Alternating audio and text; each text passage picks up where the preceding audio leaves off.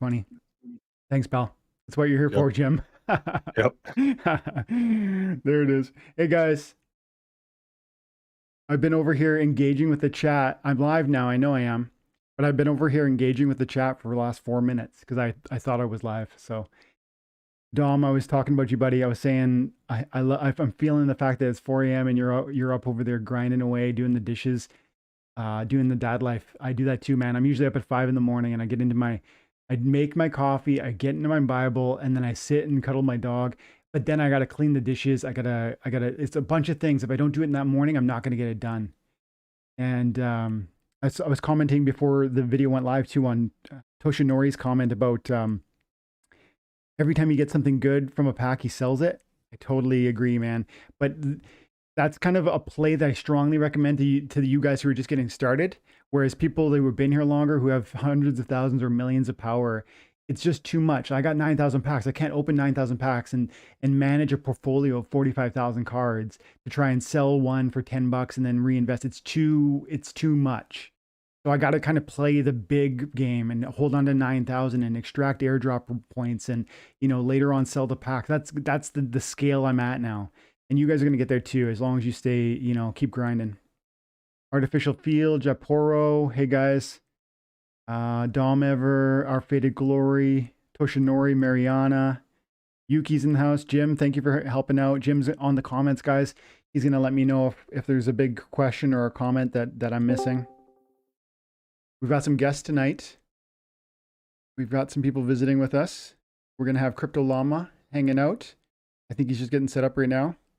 And later on tonight, Hello. Hey, pal. How you doing? Good, dude. Good. Guys, So I'm just setting up my computer. Go ahead with the introduction. Crypto Llama. The man, the myth, the myth, the legend. Philanthropist as well, please. Thank you. Add that to the title. Yeah, thanks for coming to hang out tonight, buddy. We're gonna have some fun. No, thanks for having me, man. Appreciate you. Yeah, absolutely. Simba Boy Blue, let's go. I want to see this flex. Yeah, man, we're gonna see some gold tonight. We're gonna see some bling. Chuni's here again. Chuni came and hung out last night. Was blowing up the comment section. Thank you, dude. AJ's here. Hey, Dwayne, good luck with all your pack opening. Thanks, man. Trisama, hey, Dwayne, good luck. Thanks, buddy. Betelgeuse, you're back, dude. Good, man. Thanks for coming. Borko. Oh, he's got to go to work. You're going to throw me on the cell phone and listen to me on your commute? Well done, Borko. JM, let's go. Hey, Saucy. Thanks for coming, pal. Mike, After Sounds in the chat now. Nice. Thanks, buddy. Thanks for coming. He's going to be on later, guys. We're going to talk about, and me and Llama are going to spend the first hour. We're going to open packs. We're going to talk about what we're seeing. We're going to get into the game broadly. If you guys have questions, drop a big, bold question and then, the word question, and then type whatever you want to ask. We'll try and tackle those issues. Jim's going to help us out if we miss some stuff. And then later, same thing with Aftersound. It'd be the first time I've had the chance to sit down with Aftersound, so I'm really looking forward to that. Oh, and I should tell you guys too, Mama Bear's out with her girls tonight, so I've got both the girls here, and my big girl is in the room next door, and she sometimes comes out for a daddy hug after she goes to bed, so we might get a guest appearance also. Adorable. Yeah. Okay. Let's you know what? 2 hours is gonna fly. Let's get into it. Let's make sure I got enough potions. And while I'm checking on stuff here, Llama, for people who maybe don't know you, let them know who you are and what you do within Splinterlands. Yeah, hey guys, Crypto Llama here, and yeah, I just produce content as much, just like Dwayne does, all day on, well, not all day. I'm more of a weekly sort of guy, because I have other commitments and things like that, but always posting content related to Splinterlands on my YouTube channel. If you haven't checked that out, please do so. Actually, what I'm going to do as well is, for those who subscribe to my channel and comment on my latest video, you will go in the running to win a Chaos Legion pack. I'm going to give away 5 Chaos Legion packs there, so go ahead and do that. But yeah, just providing value wherever I can in the crypto market. Specifically, I guess my background experience is trading, and So I've been trading for nearly half of my life, for institutions and things like that as well. So uh, basically, that's where I come in. I try and provide analysis surrounding the trading aspect of Splinterlands, the tokens, the ecosystem of tokens, and yeah. Nice. Did you get your trading, Llama? Did you get the trading kind of study set up yet, or not yet? Yeah, so I have technical analysis classes, which I run bi-weekly as well. And in my video description, on my latest video description, you can find out all about that as well. If you're a budding crypto enthusiast and you're looking to fine-tune your trading skills and entries and exits into the markets, then yeah, I'm running bi-weekly classes for that, Nice. where you can come and yeah, we'll basically just start from the start. So it's for beginners as well. If you are a complete beginner and you have no idea where to start with charting and things like that, I start from the very beginning and help you um, be able to confidently trade the markets. Appreciate you coming to hang out, buddy. And I'd love to actually sit in on one of your classes. So we'll talk about that another time. But I'd love to get in on that and get a bit more bearings around that stuff, because I don't. That's not my expertise, and I know that we've had conversations where you've kind of given me some tips and stuff. But it'd be great if I could sit in and just kind of learn with you and be somebody that, and then maybe in the future date just be able to point people to it and say, look, this is what I've learned and how it's helped me too, man. Sure, man. Yeah, I'm happy to have you anytime. yeah, Yeah, just we can tee up a time and you can just jump in. And yeah, as I say, a lot of the people who are starting with me are total beginners. So I'll go from the start, how to introduce you to a charting platform and then all the strategies and things that you can use to trade. awesome. Okay, I have enough potions, and I'm going to get started with 200 right off the bat here. But I just want to make sure I'm greeting everybody first. I see Harris just popped in. Aftersun, you're here too. Can't wait for your conversation with Dwayne. Andreas is here. He said we need comments on the packs, on the pack openings. Absolutely, my dude. Who else? Tim is here. Artificial Feel. I'm guessing 4 to 5 legendary gold foils, dude. Can you? That would be amazing. Because every like 350 or Just so. 4 to 5?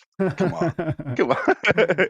If we get 3, I'm going to consider that a win. But you know what? Let's. Who knows? Who knows? Ed's here. Damon's I'm here. taking a stab in the dark. I'm going for 10. I'm going for the big numbers, Dwayne. If we get 10, if we open 1,000 packs and we get 10 legendary gold foils, we're gonna raffle one of them off. So to somebody live in the chat, that's what I'm saying. I'm promising if we open 1,000 packs that we're opening tonight, if we somehow get 10 legendary gold foils, one of them will be given away tonight to somebody that's live. I like that. I find it unlikely, but if it happens, I will honor that promise. There is a possibility, though. There's a possibility. Okay, let's get it. Let's get 200 here. Multiple. Man, I've been jonesing to do this like for the whole week. I'm just thinking to myself, like, I want to do it. I want to do it, but I just trying to be patient. 200. It's already, and it's gonna be. I just know that tonight's gonna fly through. Well, epic, epic. I'm seeing lots of color. Let's open the first one. No, I can't. I can't go slow. I feel like it's bad luck. When I used to play board games with my buddies all the time, like we'd play Axis and Allies, which is an amazing board game with like based in World War II, and there's lots of dice involved. I'd never roll one die. I just grab like 10 and roll them all at once. And I Go for gold. gotta Yep. hit reveal all. Oof. Here we go. Oh. Look, there's gold. Oh, here we go. Come Oh, on, here we go. Goldie. Okay. There's another one. Come on, Goldie. Nice. You got a gold General Slain there as well. Dude, Fiend. I've been buying up. Scout. I've been buying Look at up. all these. Oh, you got an airdrop. Whoa, 3 in 1. Quicks. Grum. Whoa, look at this. What's going on? That's 4 in a row. Oh yes. Void Dragon as well. 6. My gosh. There's 7. You are so lucky. Dude. I need to give you my packs. Look at all this gold too. I love it. Nice. Epic gold. Jin Murat. Love it. I want to hear the sounds, but if I turn on the sounds, it's going to be so loud. Yeah. I've got you turned up. Man, what do you Ha- think? What do you Wait, think how of many Uriel packs the was that? Purifier? Uh, uh, uh, Look, I think that he's easy. I think he's an easy card to counter. Mm, I The recharge makes him quite easy to counter, I believe anyway. And as I mentioned, I created a video about this previously about Jin Murat against this guy with the giant killer. hmm So the 3x damage. Wait, is double damage, right? Double damage. Yeah. So which is 6 damage, plus he's got knockout as well. So if you land a stun, hmm if you land a stun on Uriel, Yeah. which you're going to be able to do that anyway, surely. hmm If you're prepared for it, you'll be able to land a stun. And so you've already got at top level, what Jin Murat has 3 damage. So that's 6 damage there. You land a stun, and that's 12 damage to his base health. hmm He's got 14. I think at max level, he's got 14 health, I believe. Jin Murat or And no, sorry, Uriel. 14 health, I think, at top level. So you're going straight for the throat. yeah. Uh, you're going to do 12 damage on one hit, hmm which basically, I mean, and then you've just got one other magic creature on your squad, and he's dead hmm before he even gets a hit off. So I think that he's easy to counter, but he does provide value if the person you're versing doesn't believe that you're going to play Uriel. hmm Yeah, I also think I agree. First of all, I find that white is very susceptible to magic. Like generally speaking, their tanks have a lot of armor and like a good amount of hit points, but they don't typically have void. They have a couple like I think it's the flesh golem. No, they have a different golem, not flesh. I forget what it's called. But they do have a void. They have a couple void tanks, but usually like the paladin and the shield bearer. These are huge armor, and they have shield, and they have a good amount of hit points, but not enough that they can really tank against magic. That's generally speaking their vulnerability. And this guy's kind of Yep. you're right. He's doing the same thing. Um, I think maybe the only Clay Golem's the one that you were looking that's for. right, right. I mean, I guess the play with them really, you need to bring your silence. If you're concerned about that, about a magic play, you can bring at least a couple silences with you and really mitigate some of that. Yep. Created glory, so many legends, good pull, absolutely. I think those 200 pay for the 1,000 packs. Maybe they do. I didn't see any gold foil legendaries, but I absolutely tons of legendary. How many packs was that, Dwayne? 200. 200. Yeah, Right. Okay. we got some fiends. The big pull probably. It's like midway through. You got a ton of legendaries. Yeah, Mycelia is still about $30, I think. One Yeah. of the more expensive legendaries right now. Look at legendary, legendary, legendary, legendary, legendary, legend. 7 in 3 rows. The thing is, though, is these prices that we're seeing on these legendaries currently are crazy undervalued. Especially on, I maxed out a Quicks just recently because it's disgusting how cheap he was. I got him for, I think, $25 a card. Mm-hmm. So what's that? So it cost me 275? $275, nearly $300 to max out a legendary dragon, which I can use with any single splinter that I want to. Yeah, Um, and the standard summoners for Chaos Legion are going for a bit more than that if you're maxing them out. It's they like it's are. 330 or something. How is that even? How does that make sense? It doesn't. It 100% doesn't. It it's crazy You know, that a legendary dragon summoner is cheaper to purchase than the standard summoners in the game yeah. right now. No, it doesn't make That's disgusting. it doesn't make any sense at all. You know what I think happens there, and this is not. It happens a lot with different summoners. So if you go over and you look at summoners and you find like people get blinders on and they're thinking about the rare summoners that are available that they're familiar with, that they see a lot, they see played against them a lot, and they know them quite well, and they think to themselves, oh, $3 or $5 or whatever they are, these are the untamed ones, but 275 for Sloan, that's really cheap. But then they forget to take into account that as a rare summoner, you need 115 copies to make that a full. That's right. They don't do the full math and think it all the way through. They're just thinking, Yep. oh, I need a level 4, and that will be, a reasonable amount of money. And they're stopping the thought process there, as opposed to going, okay, well, what if I went over here and looked at, for instance, the one you just pointed out, or even another one that's often in the same boat is that dragon. Yeah, Camilla. I believe so. If you change the summon the tab Drag. to legendary right now, okay, now we go to the top here. Go to the very top. Okay, so we've got $27 or $28 as market value at the moment. Yeah. The next legendary summoner is $60 per BCX, right? That and Camilla, yes, okay, Camilla's great, -1 melee, but with Quicks we have a -1 to a stat plus -1 speed. I know. That which is crazy. So Quicks, in my opinion, is far superior than Camilla, and is costing it's less than half price at the moment. Yeah. That's ridiculous. It's absolutely ridiculous. This is one of the cards which, and as well with the Dragon Splinter, another point to make always with the Dragon Splinter, we can play these cards with any single Splinter that we want.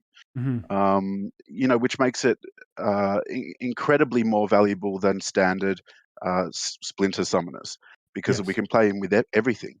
Yeah. Absolutely. The only pushback I could maybe offer is that Camilla, and some people are probably thinking it, Llama. The Camilla is part of the Untamed. Untamed had 1.5 million packs. Chaos has That's true. 15. So how does that feed into your equation? What does that make you think about the two of them?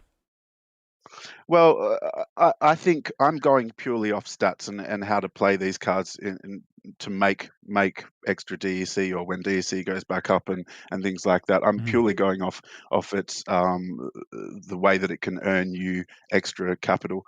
I just think the speed meta in with Kitty as well. Essentially, Quicks.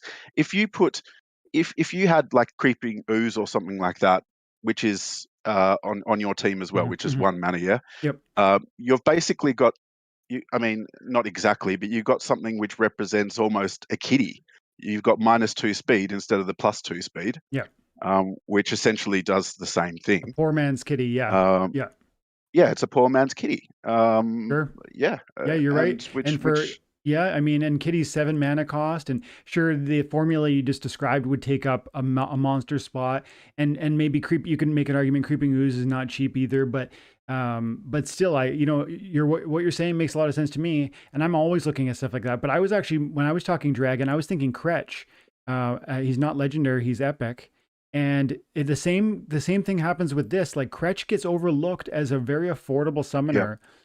Because people don't think about epics. They're thinking they got the blinders on rare, and they're thinking, summoners cost $2.70, not $8.70. This is expensive, isn't it? But they don't remember this is only 46 to max it out, which makes it changes the math dramatically. It's still more than, that would be what, $400 ish. So that's going to be more expensive than what you just described. But, it's an interesting consideration. Yeah, definitely. And I did a video on Kretch just recently as well because he was I think $7 something at some stage, and I maxed him out at that and just tried to get people to understand that difference with epics and the rares where you only need a handful of these cards to max him out. And again, Kretch can be used with any with any Splinter. Plus, he's only 3 mana as one of the low costing dragon summoners. But as well to the point with Kitty and Quicks, so he's only 4 mana and Kitty is 7, right? So that extra, if you've got a lower mana battle, for instance, you can still play the sort of kitty meta with the speed, play around with the speed using Creeping Ooze or using, depending on what Splinter you're playing, you could use the new like Life Fiend or something with the extra speed as well. Yeah. And get extra swiftness as well, and so maybe get 3 or 4 extra speed basically for the same price as Kitty on your team. Yeah, man. Because the difference in mana cost from Quicks to Kitty. And I was talking with Jim Morgan last night. He's in the chat right now. He's listening. He's connected through Discord because he's helping with questions and stuff. But Jim was making the point that that that all the summoners this time around have, including Quicks, the about the buffs. About I'm trying to like. They're all offensive. That's right. Because articulate one more time for the new audience here, Jim. Yeah, for sure. So when we go and look at all the new rare summoners that came out, they all have some form of offensive ability, whether it's range on Salone, magic on Obsidian, the +1 speed on Kalia, the +1 damage on Tarsa, and the -1 HP on Thaddeus as well. Yeah. And you could also say the same thing for Quicks, because lowering their speed gives you another speed. Yeah. So everything has a little bit of offense. Yeah, and that's not something I've ever thought about in that way, but I really like the way you put that, because the negative, I've always thought about it as negative as positive, but really when you take away a heart from your opponent's enemy, that makes your offense a little bit more potent, which is a really interesting way of thinking about that. And so it's given me actually a new respect, and that was just yesterday that you mentioned that for the first time to me, but it's given me a new respect for Thaddeus and for Quicks. And you're right, Llama. Quicks is very reasonably priced, and I'm not currently buying them because I was hoping that this 1,000 packs, or I'm probably going to open one more 1,000 also, and then I'm almost for sure done. That'd be 3,000 packs I've opened. That would be based on who was I was watching. I think it was Aftersound, and he's going to be here later tonight. I think Aftersound, were you the one that did the video? You did the video calculating how many packs you need to open to get a max level everything. And I know it was just rough numbers, but I've kind of held on to that. I watched that video and I've held on to that as like, a rough estimate of how many I probably need, which was, I think it was 3,000 for a max. So that's kind of what I've been planning on. And this will be my second 1,000 here tonight when we're all done. So I don't know. We'll see. I need to see where that leaves me. I need to open them and then just see where we end up. And then, if I've got some major holes, I'll figure that out, and maybe I'll buy some cards. Maybe I'll open more packs. We'll see. Another thing which I like about Quicks as well is leading up to the general sale, just before the general sale, Aggro and Chatter and I think Hardpoint as well and Matt were all talking and going over some of the cards. And just when the general sale hit, Aggro opened some cards and he got a gold foil Quicks summoner. He's like, oh my god, I just got the best card in Chaos Legion out of all the cards in Chaos Legion. So that's got to say something as well. Yeah, I I'm saw sure that they're looking at all the stats and stuff of on the back end of what's happening with the cards. You know what this conversation makes me think about? I want to talk a little bit about the coming summoners. We know we're getting 6 summoners. They're being co-created with the people who won the pre-sale purchase opportunity, and we've got water, fire, earth, life, death, and dragon. You're gonna get one summoner from each of them, and we already have Quicks. So I think we can look to Untamed and understand what we're gonna get. But I think Camilla was the basic level Untamed summoner that they created, and then Kitty was, I believe, co-developed with Byzantine or Byzantinian, who's a major Splinterlands player. And so I'm expecting something like this. Like I'm expecting, you've got Quicks with decent stats, and I think it's very reasonable to purchase. I think it's a very smart purchase even at the prices that it's currently listed at. But I expect us to see a new dragon in the legendary summoner drops. It's going to be amazing. And I've kind of been wondering if they're going to be, I don't really think they're going to give us more 7 mana cost summoners, because Camilla is 3 and Quicks is 4. And this season with the rares, we've seen they'll be 4 mana. So I don't expect more 7 cost mana mana summoners. Do you have any predictions on what we're expecting, Llama? Like, amount of mana, amount of abilities on each of them.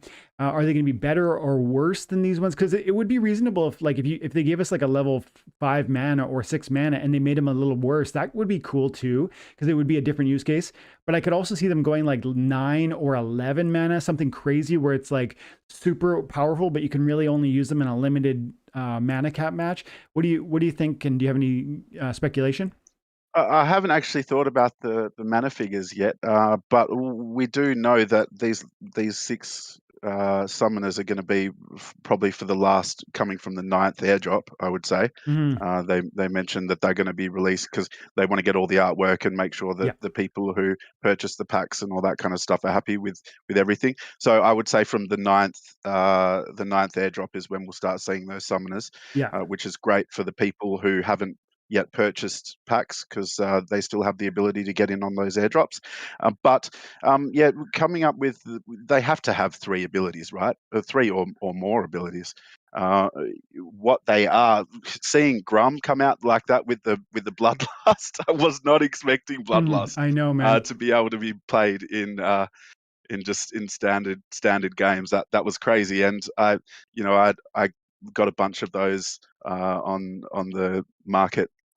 They first came out, I think, at around $7 or $8 or something like that. So I bought a bunch of them because I Did they knew come out? that Did they card, come out that cheap? that is literally, yeah, Wow. that is literally the only card in the game which has Bloodlust at the moment. I Yeah. mean, it's just so undervalued as a card. But well, it was at those prices. Yes. I still believe that there's going to be a massive, once the supply dries up and there's no more packs and no more airdrops to go around, then these cards are going to skyrocket. But yeah, in the way of abilities, I'm not sure. Dragon's my favorite Splinter, so fingers crossed that you are correct and they drop an amazing dragon card, dragon summoner. That would be incredible. But in the ways of abilities, not sure. Not Mm-hmm. sure. Mm-hmm. I was mentioning to Dwayne, and this probably isn't going to happen. This is just theory crafting. But I was mentioning to Dwayne the other day on a personal call that we had that, geez, it would be nice if there was some kind of summoner which offered an ability where we could use recharge straight away, or recharge cards could be used instantly, as opposed to waiting for them uh, for the second round or whatever it is. Yeah. That would be incredible. But I mean, that's probably not going to happen. I think it would probably make recharge a little overpowered. I could see, does it, if we go over to Splinter cards quickly, I don't know that there is one Splinter right now with a ton of recharge, right? There's like, everybody has kind of one, I think. Do you think that's true? First of all, let's click on recharge and we'll see. So, because I'm thinking like, okay, 2 recharges, and you could put the dragon, so then there would be 3. I'm kind of wondering if maybe if they could ever do like what I might call like a power up, where the recharge monsters get to fire in the first round, and you could, as long as every Splinter theoretically had the same access to recharge, it could be, you could see like a dragon summoner maybe having that ability, because then it could interplay with all of the other rechargers, and maybe that could be viable and not too crazy. What I was just kind of speculating in my mind over was Bloodlust. Like, what if there was a dragon summoner with Bloodlust? Oof. I know that sounds crazy because you imagine all of them going beast mode, but remember, only the monster that gets the kill gets the Bloodlust. And so in all likelihood, even if the summoner was buffing 6 monsters, which were all maybe in and of themselves quite deadly, only one of them is going to get the kill, and you don't necessarily even know which one. And therefore, I don't know that that's going to necessarily be broken. It does sound pretty powerful. I'm not saying it doesn't, but I'm just speculating. I think I'm very, very excited. And that's why yesterday I bought 4,800 more packs of Chaos Legion. Gank, if you're listening, buddy, I got 4,800 more packs yesterday. I'm up to like 16,000 airdrops. Well, I got 67,000 airdrops on this one, but that's actually not all me. That's my bulk buy. And then over here, I've got 9,600 there. Plus from the 67,000, about 5,500 are mine. And then I also got 1,200 with cardauctions.com. So I'm around 16,000 airdrop packs that are giving airdrops to me. So man, I'm pumped to see those legendary summoners. I know they're going to be great. Just a thought as well, a possibility of perhaps some abilities. Now you got me thinking. Force Field would be a good one to have on one of the new summoner cards. But also, I think any of the, or an amalgamation of different Chaos Legion abilities that are come out, like all on one card. Mhm. for summoners. Like, yeah, whether it's Death Blow, Force Field, Giant Killer, all cards have Giant Killer. I mean, I wouldn't be surprised. that, I wouldn't be surprised if they introduced, you know what I mean? Like they're gonna want to see their newer abilities get some more love. So yeah, that yeah, makes some sense. Yeah, Death Blow could be in there. I mean, Death Blow was really cool, and it could really synergize well with a lot of different monsters if you could just tack it on to your favorite monster.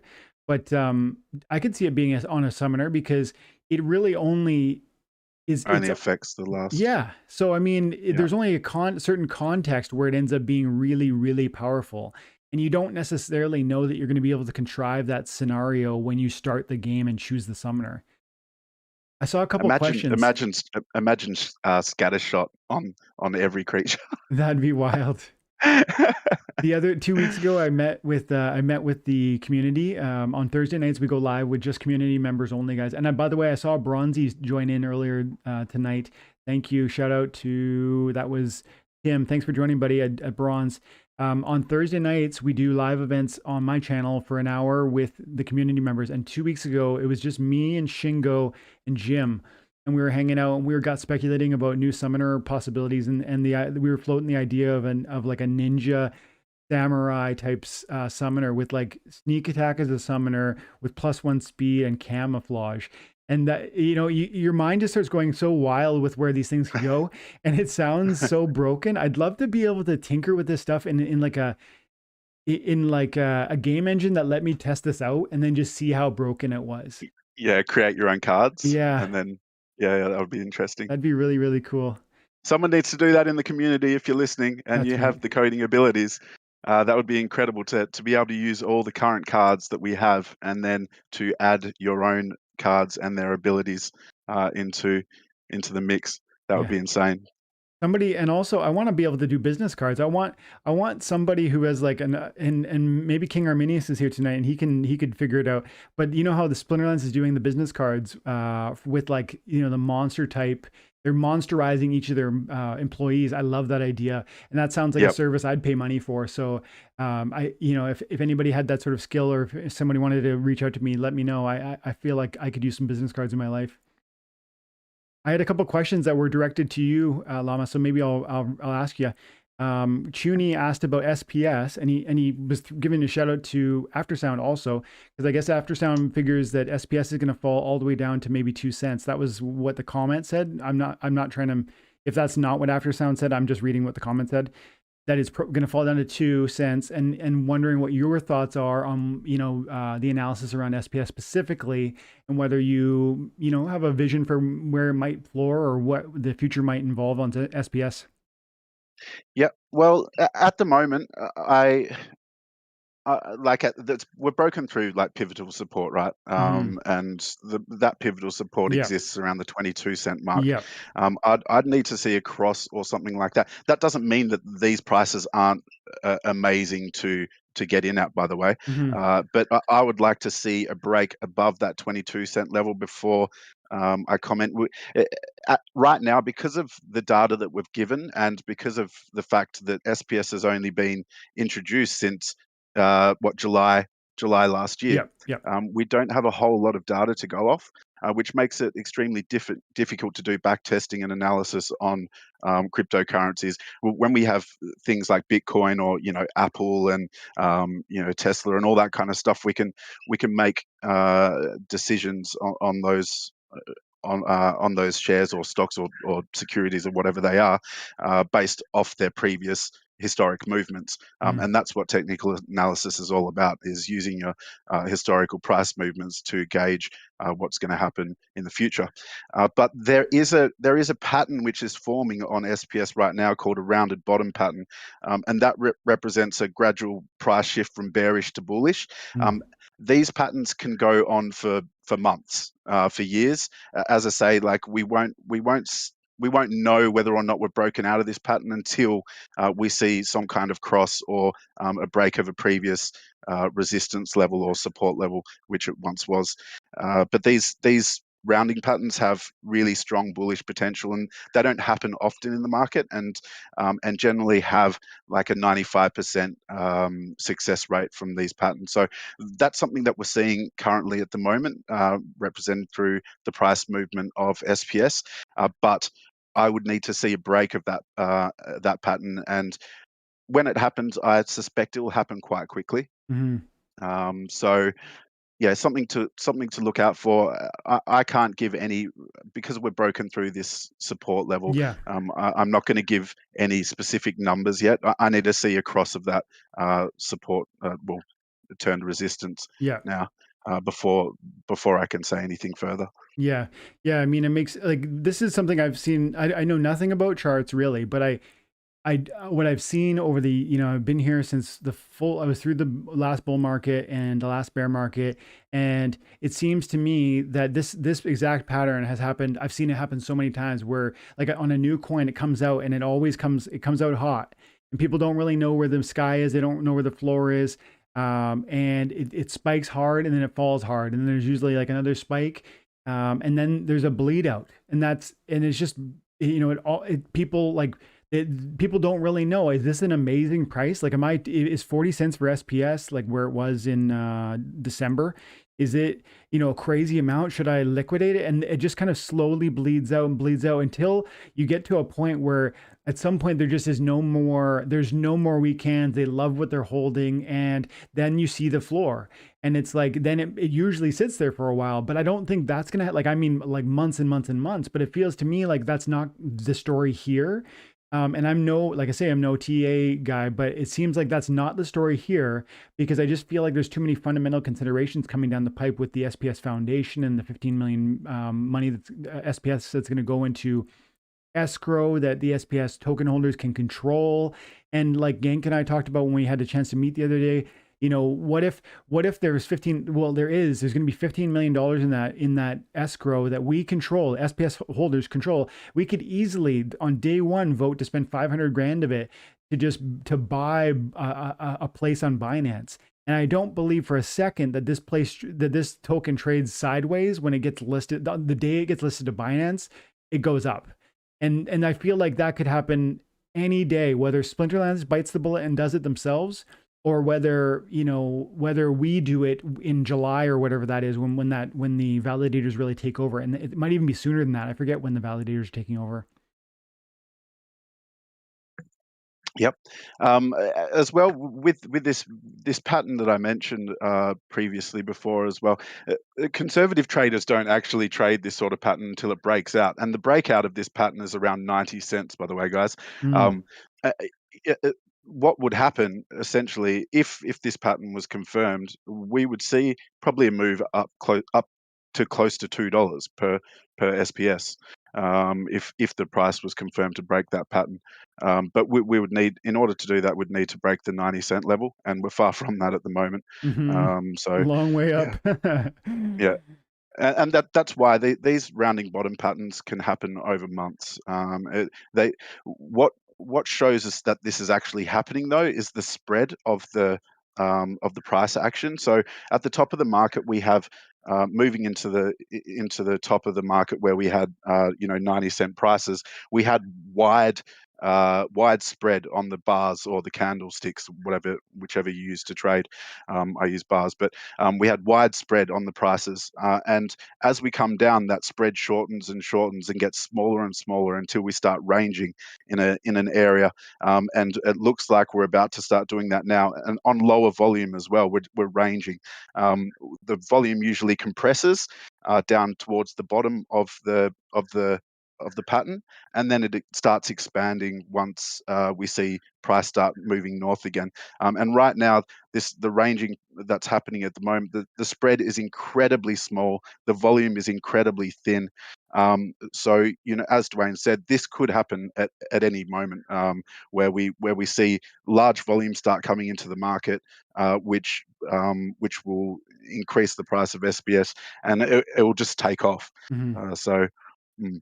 Yeah. Yeah. I mean, and it's anybody's guess, like what that timeline looks like, but it's just like, as far as I'm concerned, I'm not buying right now, but I am accumulating because I'm personally getting my freebies every day, and my freebies are growing because of how much I've been holding 1.3 million or DEC or more for last week or two, and it's helping a lot. And I've sold land to get that DEC, but I've also used some of my land sales to get more of the Chaos Legion packs I'm using.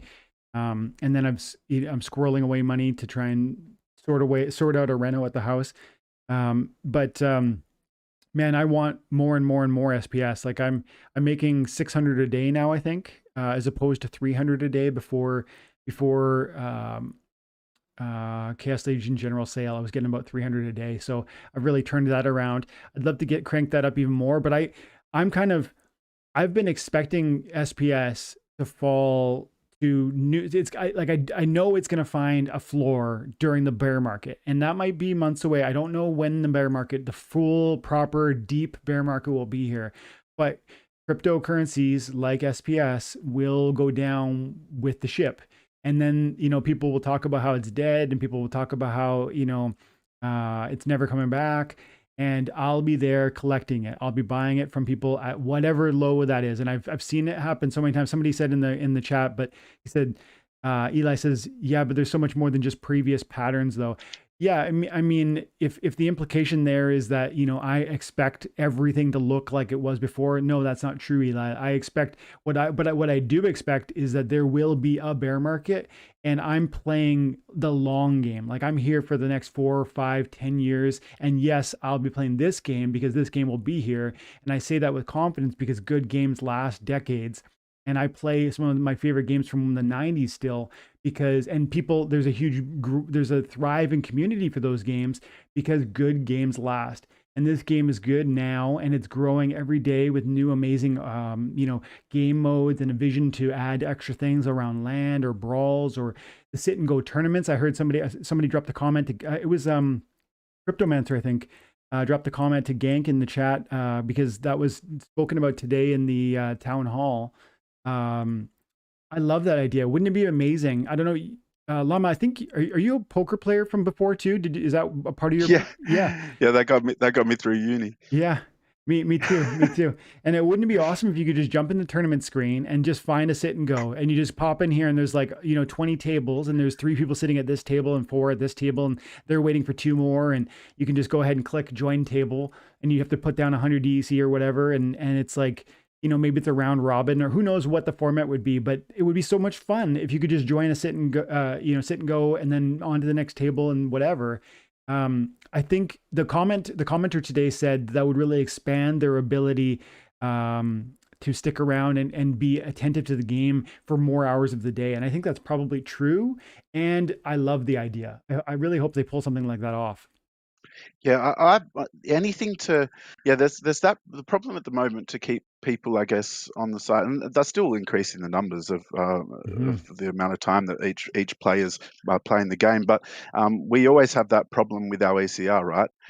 Where you reach a certain, and yesterday I was just playing and I got lost just in the game, and I looked at my ECR and it was at 50%. I was like, oh geez, I better stop playing now. But yeah, if there's something that people can still be entertained and enjoy while they're waiting for that, then yeah, I'm all for it. That'd be amazing. Look at this. I've not seen this before. On December 24th, 57,000 people signed up to play Splinterlands. December 24th, 57,000. And I do believe that most of those were actually bots, though. Yeah, I mean, it would have to be, I would think, because, for it to be such an abnormal spike. But why would it be on that day? Was there something that I'm missing there? Like, why all at once, do you think? I think that the user found out a way to predict hands and things like that, and so has purchased a lot of bots to run that program on bots. I see. So that's where. Yeah. That's what I believe has happened with that. Interesting. Was there not today? We got to do 200 more cards, 200 more packs ASAP here, and I want to do a Nightbot giveaway, guys. So drop a comment. I only have 12 eligible users, so let's see some comments. Let's see some likes, and I'm going to give away a Chaos Legion pack here. We've got 96 viewers. We got 43 likes. Let's get a like spike, and I'll give away a Chaos Legion pack, and then I'm going to do 200 here in a minute. And as the Also, guys, just to mention again for the newcomers, I'm also giving away, if you like and subscribe to my channel, I'm giving away 5 Chaos Legion packs.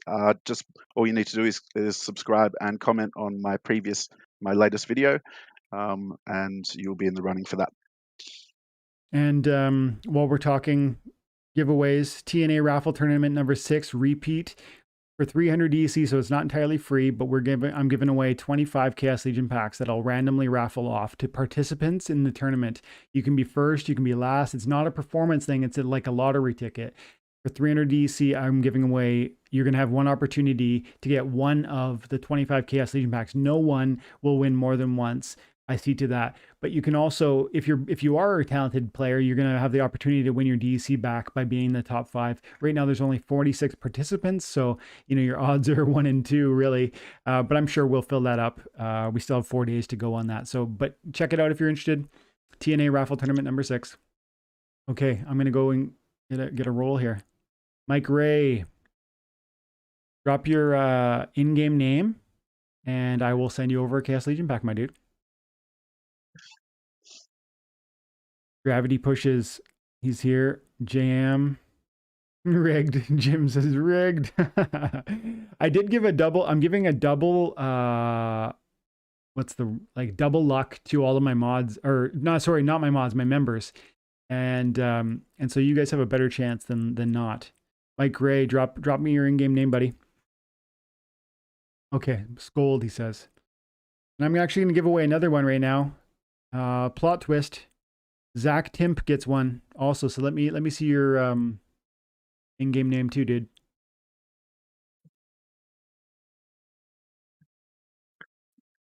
Okay.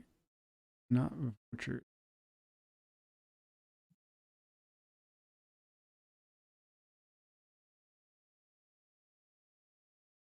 Have you seen recently, Dwayne, about Facebook? They're going to create an NFT marketplace. No. Is anybody participating? Like, I'm on Facebook to talk to my aunts and uncles. Are you is it still a thriving community? I really have no idea. I don't believe for millennials, but they use other platforms, TikTok, Snapchat, all that stuff. But I think for for boomers and and the older generation, I guess, anyway, just to stay in contact with friends and family and things like that, I believe. But yeah, which I guess is probably the best audience for NFTs anyway. Yeah, realistically, that's probably true. People Yeah, with actual a bit of cash to spend. And it's there's a community. I would say that community is probably getting very curious about this whole space, and then if you can introduce them to it and make them, give them that outlet, because I think there's a lot of people that are interested in cryptocurrency and NFTs and all of it, but they lack the knowledge about what would be involved in entering that space. I think that's generally true. And then if you make it easy, wow, that could be that could be. In Microsoft's case, I think it's the cost of that is what, $67 billion or something that they're trying to purchase Activision for. I believe that's because they want to start creating NFT games or blockchain gaming. Did they not? Is that not a done deal now? I thought that was a done deal. I actually don't know though. I believe they're having some issues with it, with the regulations of owning such a company or the monopolization. I believe that there is some issues which have arisen from the takeover, but I could see that the reason why they'd specifically be doing that would be for blockchain gaming for sure. And I want to say shout out to Jerryo. Thanks for joining back on the bronze train, my dude. I really appreciate you supporting the channel. All of my guys who are in there supporting the channel at every level, I really appreciate it. Thank you, as I like to say. Let's see. Oh, right there. That's a good sign. The first one's a legendary. We didn't get any gold foil legendaries last time. So let's maybe this is one right here. Man, I love gold foil. 2 of them. They're nice. Come on, Bakjira. I need more Bakjiras. I don't have a max Bakjira yet.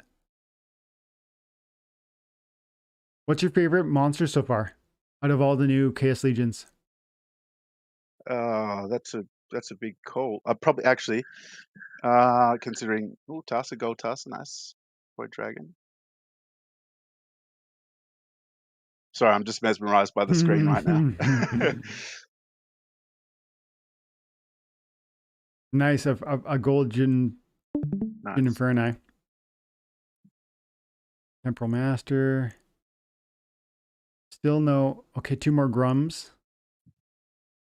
Unless I missed it, I didn't get a legendary gold foil. No, That's I don't okay. believe so. So far, we're batting below average because around 350 packs, I've been told is like, you're likely to get 1 gold foil legendary. So hopefully we get 2 on the next spin. And I'm gonna open. Llama, I don't know if you need to leave at 9, but that my vision is that I'll be getting. I'll have. You don't necessarily have to leave, but I am going to invite on After Sound at that time as well. Are you? Yeah, no, Yeah, that's fine. Well, I thought it was. I can probably stay on for a little bit longer. Because as I mentioned to you before, I thought that it was at 1 p.m. my time, nice, instead of 12. nice. So Okay, yeah, I'll stick. I may be in and out of the room though, so but that's gotcha. fine if you got other peeps. Yeah. To answer your question before, probably Chaos Dragon, I would say. I Oh, love good. that card, and after that, the battle that I showed you the other day, he was just doing so much damage. Just the scatter shot in the middle Mm-hmm. of the squad that I was versing, Mm-hmm. and just doing bulk damage with the Yeah. blast and the Yeah, magic because damage. Scattershot, Magic, and Blast. I actually really I don't like Scattershot. Yeah, Acid Shooter I really dislike because he's archery. I find that it's just not effective enough. I don't know where he's going to hit, and when he does hit, it's not deadly yeah, enough. I'm a hard pass on the Acid Shooter, but for the Chaos Dragon, I really like it. yeah. With blast, I mean Hmm. that's what makes the card, Yeah. because irregardless, you're going to do like serious damage Hmm. wherever you hit, to everyone. Hmm. Definitely. I actually want to show a battle that I saw today. A friend of mine, actually the same person who listed that question about sit and goes, is a friend of mine on Discord. I hope he's not, I guess, bothered by me going over to his chat, but I'm going to, Isaac Schaefer, and he shared this battle with me. Isaac, shout out, buddy. Appreciate you. He's part of Crucible. That's him right there. Crucible is a different guild, and they're kind of friends with us with TNA. Time and Attention is my guild, and we've gotten to be friends in the game. And he sent me this footage that I wanted to share with you guys because this is the power of Grum. This is my favorite card from the new modern monsters by far. And the power of it displayed here is this is a very cool match. Watch this happen. Mind you, I said yesterday, you need to use Grum in the right rule set. Like yes, his speed is a disadvantage, but you play it in the right context and it's certainly fine. In this battle, you're going to see it has the enrage modifier. So watch what happens. But also, I notice the Flamesmith and how it helps out. The shatter is so important because you don't want this guy slamming into one armor. So let's watch this one. It's amazing.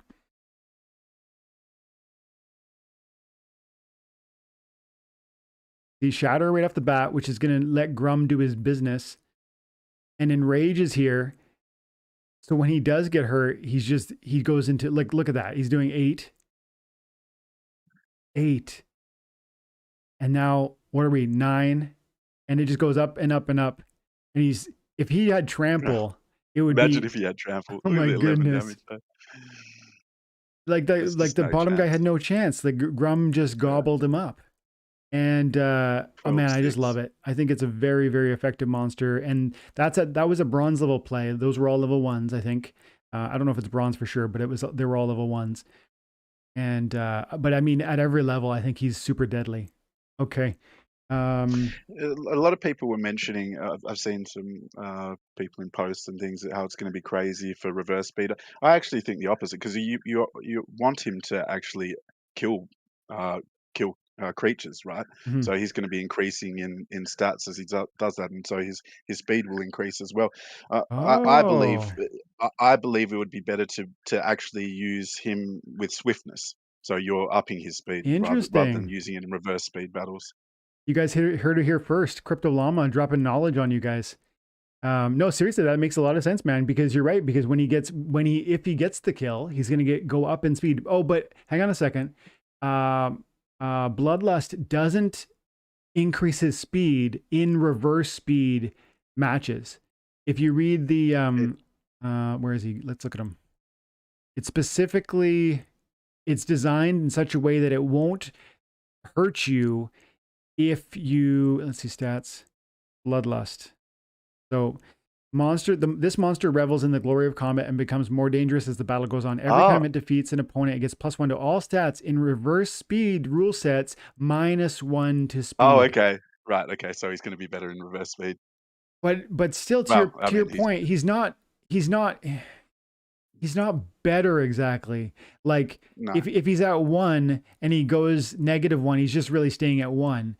And that's not any better. Whereas it's not any better. In a regular rule set, when he goes from 1 to 2, he is better. So that's right. This reverse rule set it's still not quite as good. So I agree, actually. You're right. He's actually in some sense optimized for like a regular rule set where you just add a bit more speed to him.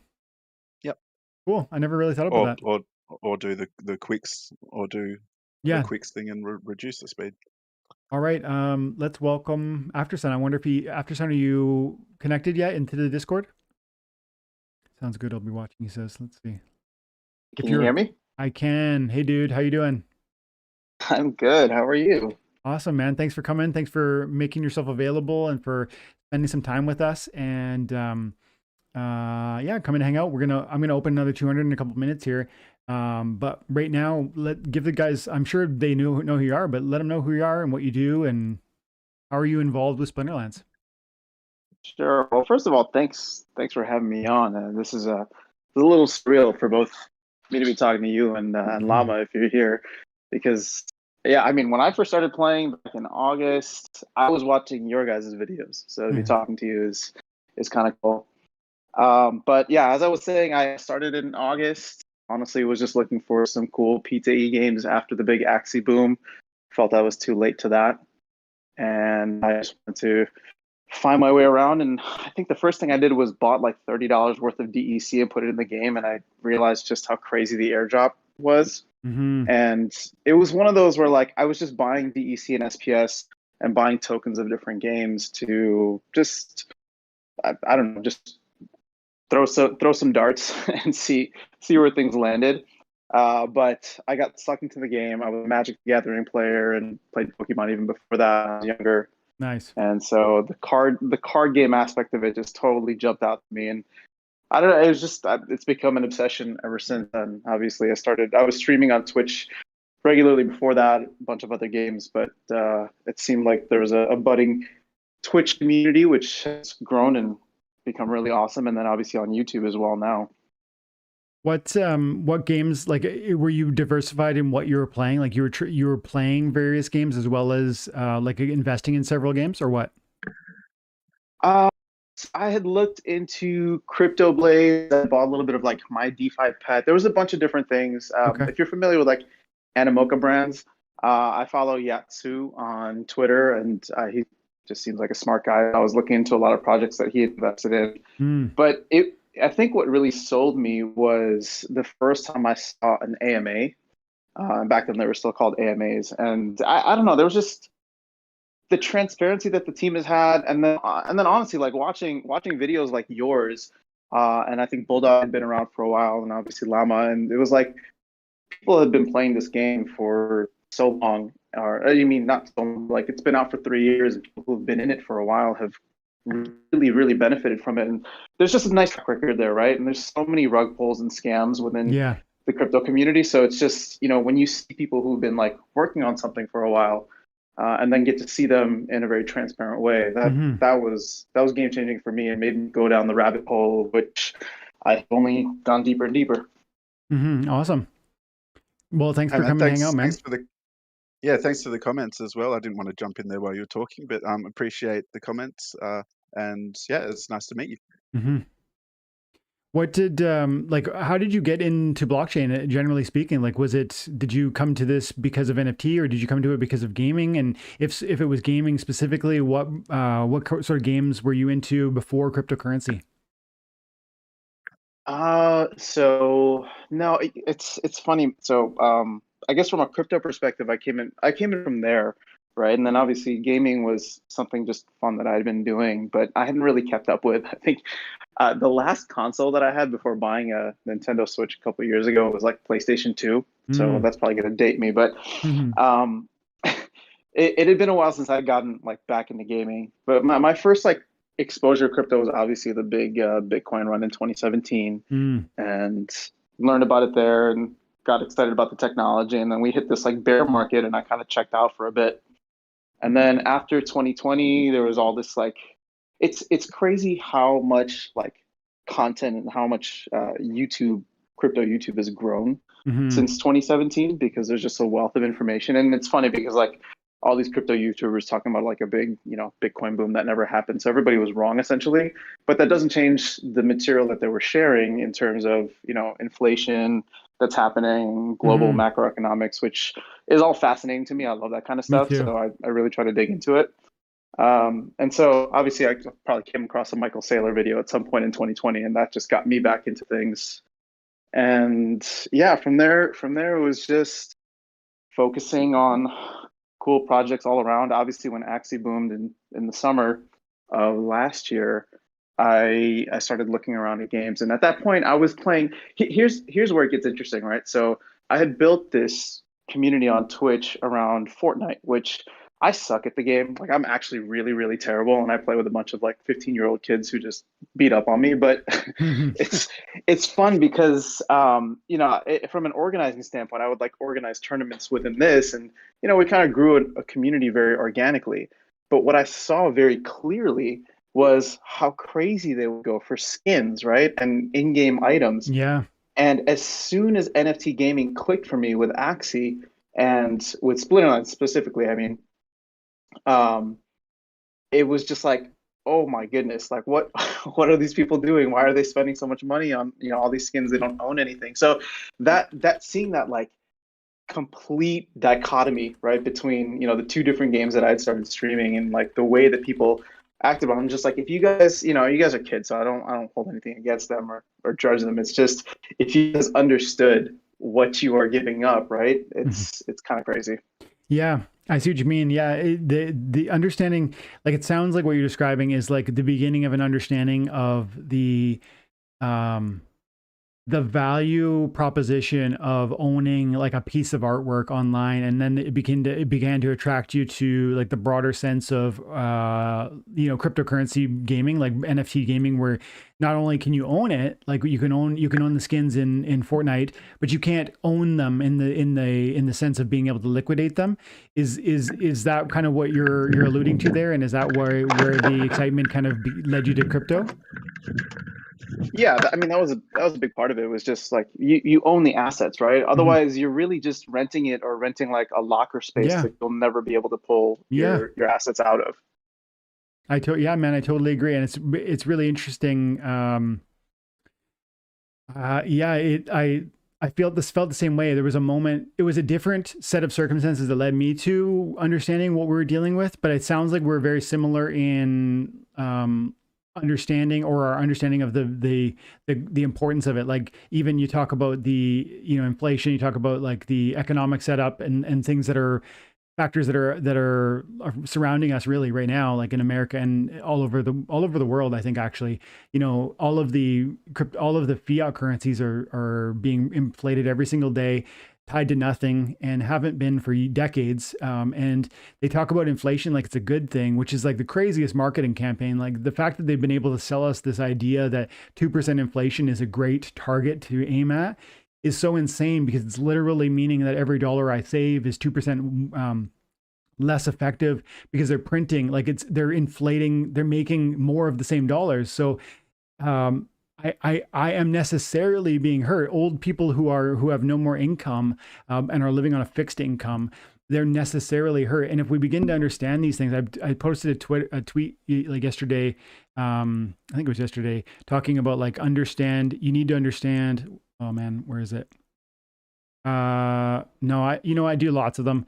This one was about QT. QT is the Fed selling bags, and QT is supposedly coming. If so, the market will crash. A market crash will follow. Educate yourself and know your options. Like, it's so important to me that understanding the economic scenario that we're in, and then that brings me to a conversation of, well, cryptocurrency can't just be inflated like that.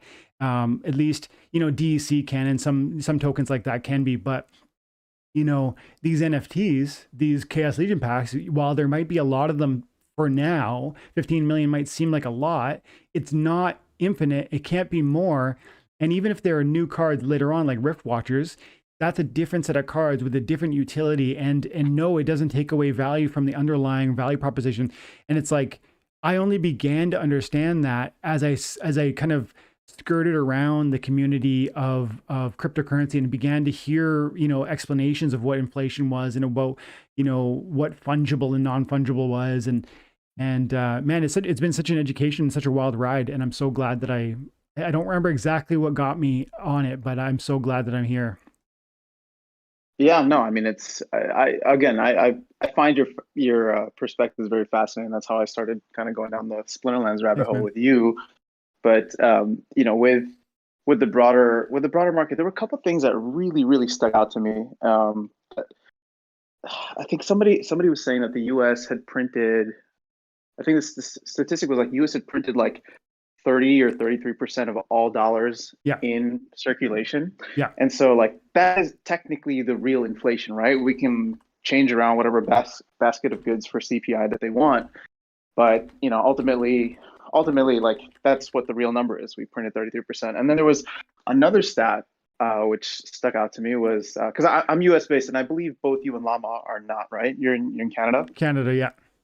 Although you're probably similar to the US experience, but somebody was mentioning that 70% of US dollars reside outside of the United States, meaning that whenever the US government or the Fed decides to print a dollar, 70 cents of that or 70% of it is felt by the rest of the world. Yeah. We here in the US only feel 30%, right? So it's kind of crazy. Like I was, we just had the holidays and things, and it's like people have not been red pilled. They really don't understand what is happening. Mm-hmm. And when you start trying to introduce people to the crypto, like why crypto and Bitcoin, right? They just look at you as kind of crazy. So yeah, and one interesting thing about the amount of amount of fiat currency like out in the world that not everybody knows is like what you just said is true. Most of it's out there. Most US dollars are out there because the US sells bonds, and that bond is like essentially those are US dollars that are in the possessions of other people. They can be traded for US dollars, and they pay a certain amount of interest that's paid in that value, and then there's like the way that banks can operate and print. This is a whole rabbit hole, and this could be like its own conversation. And maybe I almost want to save it for its own conversation. Well, but we can steer things back towards Splinterlands. But suffice to say, I'm deeply interested in all of that because to me, if you don't fully understand that, you don't deeply understand what's so important about cryptocurrency. And so anybody who is listening, who's like, oh, this is boring economic stuff, I urge you to take a deeper look on your own. Maybe not tonight, maybe not with us tonight, but I urge you to look deeper into this issue because issues like inflation and, fiat currency being printed into oblivion and, deflationary assets and the value proposition like gold, silver, Bitcoin. I don't think you can really understand what Splinterlands is offering you unless you properly understand that stuff. So, I love to hear you kind of, hinting at some of that stuff after sound. And I have a question that's a little lighter. I'm super curious. Where does the name Aftersound come from? And I saw your picture on Twitter. Are you in a band? Or is it some sort of musical thing, or what is Aftersound? Yeah, so it's funny because I feel like a lot of folks in the Splinterlands community just know me as a Splinterlands player and YouTuber, but I'm actually a musician. So it's been a weird 2 years. I'm from Chicago, but I was living in LA before the pandemic, and had moved out there just briefly before the pandemic had started to obviously build my career. Things had been good in Chicago. And then pandemic hit, priorities, family. I had family here in Texas. So I'd moved to Texas to be closer to family. And I just all of a sudden had all this more time on my hands because I wasn't playing shows, I wasn't touring. I was just trying to write and release songs, and also just kind of take a step back to take in everything that was happening within the world. Mm-hmm. So that's what allowed me the extra time to, one, dive deep into the crypto rabbit hole, but then also get back into gaming, and specifically like Splinterlands. And now Splinterlands has become such a big part of what I do, just because I enjoy it, and I enjoy, like, not just playing it, but creating content and really connecting with the community. The conversation is phenomenal because you have people coming from all different parts of the world, all different parts, walks of life, brought together by a game that is intellectually challenging, Mm-hmm. and at the same time, like, the conversation is just always fantastic because this is around, like, not just the game, but it's also around a technology and something that's being built. I look at Splinterlands, I'm just like, it's so unique because it's not a perfect comparison, right? Because SPS is not a share of a stock, but it's the best analogy that we have. And I look at Splinterlands as a company and as a team, and I evaluate them as like a startup almost, right? Like, and that's how they view themselves, of like, okay, well, here's an opportunity to invest in a startup company, right? And the US has like really dumb laws that doesn't allow your regular average Joe investor to invest into a startup. But crypto kind of changes that because the IPO happens on day one rather than on day 500. Yeah. And you get to buy into it. And there's a to get back into like the whole NFT gaming, there was this podcast that I was listening to that talked about NFT gaming, or just NFTs in general, like communities, right? There's something really cool about everybody having ownership in a community, because then every like asset or every thing that people bring into it or try to do to elevate it will only increase the value of their ownership, right? So, for example, I'm sure everybody here, or most people here, own SPS. Yes. So, again, this is not competitive between you, me, or Llama, or whatever the case is, but it's almost like if you're posting videos about Splinterlands and Llama's posting videos about Splinterlands, I'm doing better because you guys are adding value to the ecosystem in the same way that, like, when other people are talking about it or bringing it up to their friends or spreading the good word, or whatever the case is, or creating other types of content around it, like, it's all value added to the network. So everybody's it's like this whole positive sum game that's really, really cool. And it's not just Splinterlands, right? But Splinterlands has, I feel like, one of the best communities to do something like that. But it's more so just an NFT concept, and I find that fascinating. Yeah, definitely. There's something when I had the opportunity to sit down with Agro and him to talk about the community and how people are the value. It's so important that is like from the top down how this game is approached. And I know there's a lot of there's a vocal minority of people who are quite upset with certain elements of how the game is run. And there always will be, but mostly speaking, this community is filled, or this game is filled with a community of people who understand that blockchain gaming and NFTs as a reward system and an ecosystem are going to change the lives of millions of people, maybe billions of people. Like, it literally could do that. If you're talking, the other day I did a video where I was saying diamond level play might produce something like $8 a day or $3,000 a year, US dollars. And that sounds insane if you're living in a world where you live on $1 a day. And by the way, like, most of the world lives on $10 or less a day. And so the idea that that this money is literally just growing on, like, you can just go walk out there and pick it up, proverbially speaking, by playing a game like this, is pretty wild. And, I think we're going to increasingly understand that as games like this become even more popular, because yes, it's what, 300,000, 400,000 daily active players. Some of those are bots. That's really small. When we get into 400 million, like a billion, it's conceivable that those numbers are possible. I don't know if we reach there. There's tons of, hurdles between here and there. But I am significantly bullish on the game because I really believe that that sort of success is possible. And it's not just because it's a good game, but yes, it is a good game. It's because of that economy that we've been talking about, and what it does for people around the world to unlock opportunity for themselves. So that's why I always say this game is entertainment first, but it's also an opportunity. It's both fun and rewarding.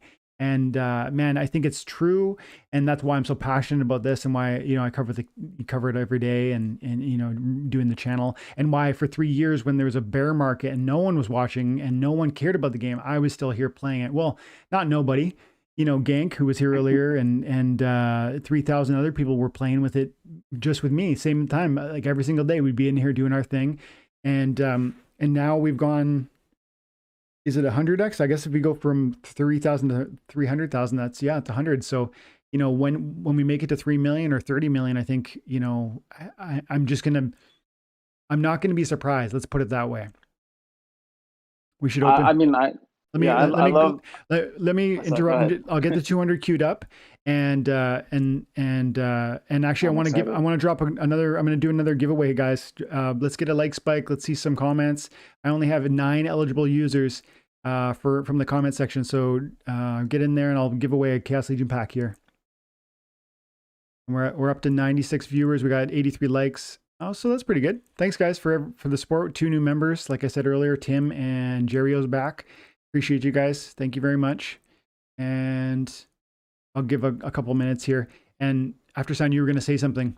If you wanted to finish that thought, go for it, buddy. I was just going to say, I love your optimism about the game, and just to kind of your point about how, this game was kind of born in a bear market, and you were playing through that and saw it really start to grow. So even if we hit a bear market now, I'm confident in where the team can take it. And, they're earning revenue, right? Every pack purchase goes towards paying those salaries. So that would be the biggest worry for me, is if they didn't have capital. But Aggie's already talked about how they're good for like the next 3 years. Mm-hmm. Yeah, exactly. So it's like they've got the cushion, and they've, even, and I think they're going to sell, I'm pretty sure, well, I guess the Rift Watchers is not going to go into their pockets, but yeah, man, they survived with a shoestring budget previously. I just have a good amount of confidence that they're going to make it work through the next bear market. And there's going to be a bear market, but it's not going to, as far as I'm concerned, it's not going to phase. Let's see, I need some, do I have enough? Only 7,000. Earlier, I almost paid DEC for my potions, and that would have been a mistake, right? I just watched one of your recent videos about the whole pack flipping thing. It's so appealing, but I wonder how profitable is it now, or has it been? Because I feel like you let the cat out of the bag, which is very generous of you to do. I hadn't really been thinking about it. I'm sure some other folks had, but I feel like now that's just going to drive the prices down. Yeah, I didn't do it again today because you're right, the prices had gone down. I'm trying to see credits. Is this like 7,000 credits? Take my credits. Don't want to do DC. Oh, I see. Click on pay with DC.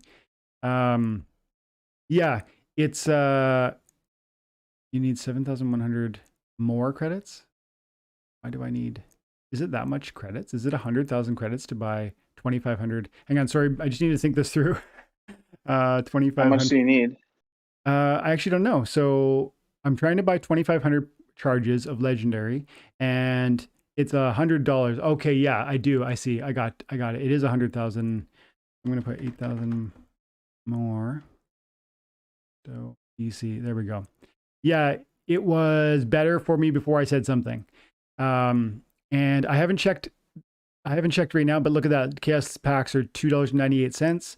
And you really do, like, the margins are pretty thin. If you're selling your Chaos pack for $3, I don't know that you're going to be profitable by the time you do what I said to do. I was selling them for $3.20 at first, and I was buying vouchers for $2. Now the vouchers have gone down, so that changes the math too. But I still think unless the summoners, the 6 legendary summoners, end up being like $60 or more per, I think maybe it doesn't work out for you. And so I did it yesterday twice. I'm not sure I'm going to do it again. I'm going to draw a card here. Card plugs 101. Drop the in-game name, my dude. And then did I get my potions? Yes. I got my credits. Okay, buy the charges with credits. There we go. So yeah, it worked yesterday, but it apparently, the market's just too thin. There's just like the daily average, like what's the volume on Chaos Legions? I suspect it's, 20 grand or something like that. Chaos. So the 24-hour volume is about 66,000, which is not a small number, but it's also not a huge number. And if I come in and I want to sell 3,000 packs, that's $9,000. Like that's big enough. That's a big enough percentage of the daily 24-hour volume that I'm going to make it move by myself. Yeah, I mean, so if you're doing like 100 packs at a time, you're essentially taking like a 15% loss, which could be worth the value, but could be. Yeah, it depends. It depends on the price you're executing your trade for. It depends on the finalized drop rates of those legendary summoners, and it depends on the value of those legendary summoners. That's a lot of variables, but I'm super, like, there's a degree of I have to admit, there's a degree of excitement associated with my choice where I'm confident that the value of those legendary summoners will be far greater. Maybe it's in 3 years, but it's going to blow away the cost of those packs. If I consider the packs like a $3 value, a $4 value. But to be fair, those packs will appreciate in 3 years' time also. So which one is going to win the race? If I was to call the race like a 3-year race or a 4-year race, I don't know which one's going to win exactly. But I knew I wanted more exposure to more of the airdrops, and I'm willing to take a little risk. I mean, I still had 9,000 packs, so it's not like I was like short on packs. Look at that, legend. This is going to be our first gold foil legendary. Let's get it. All right, good luck. The Fiends, I mean, I'm kind of ambivalent about the Fiends. Ooh, nice. You got a quick. Mycelia. I really like Mycelia. I find that it's a very powerful support monster. Queen Mycelia. I asked Llama before. 2 reels. Do you have a favorite of the new cards? Oh man, they're all so good. Mm-hmm.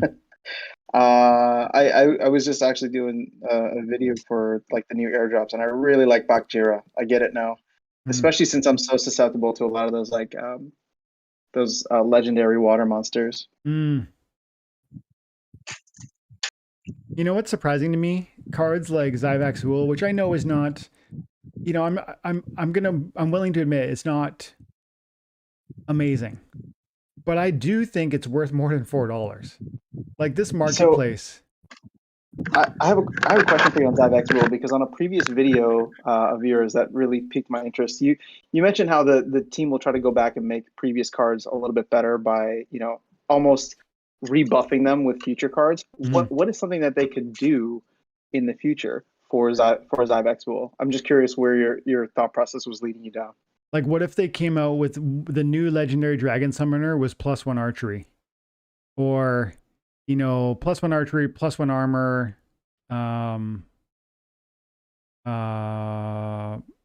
and like me and Llama were kidding about earlier, like we're not kidding exactly, but like speculating. What if there was like a power up that ability that turned recharge into an ability that fires in the first turn instead of the second?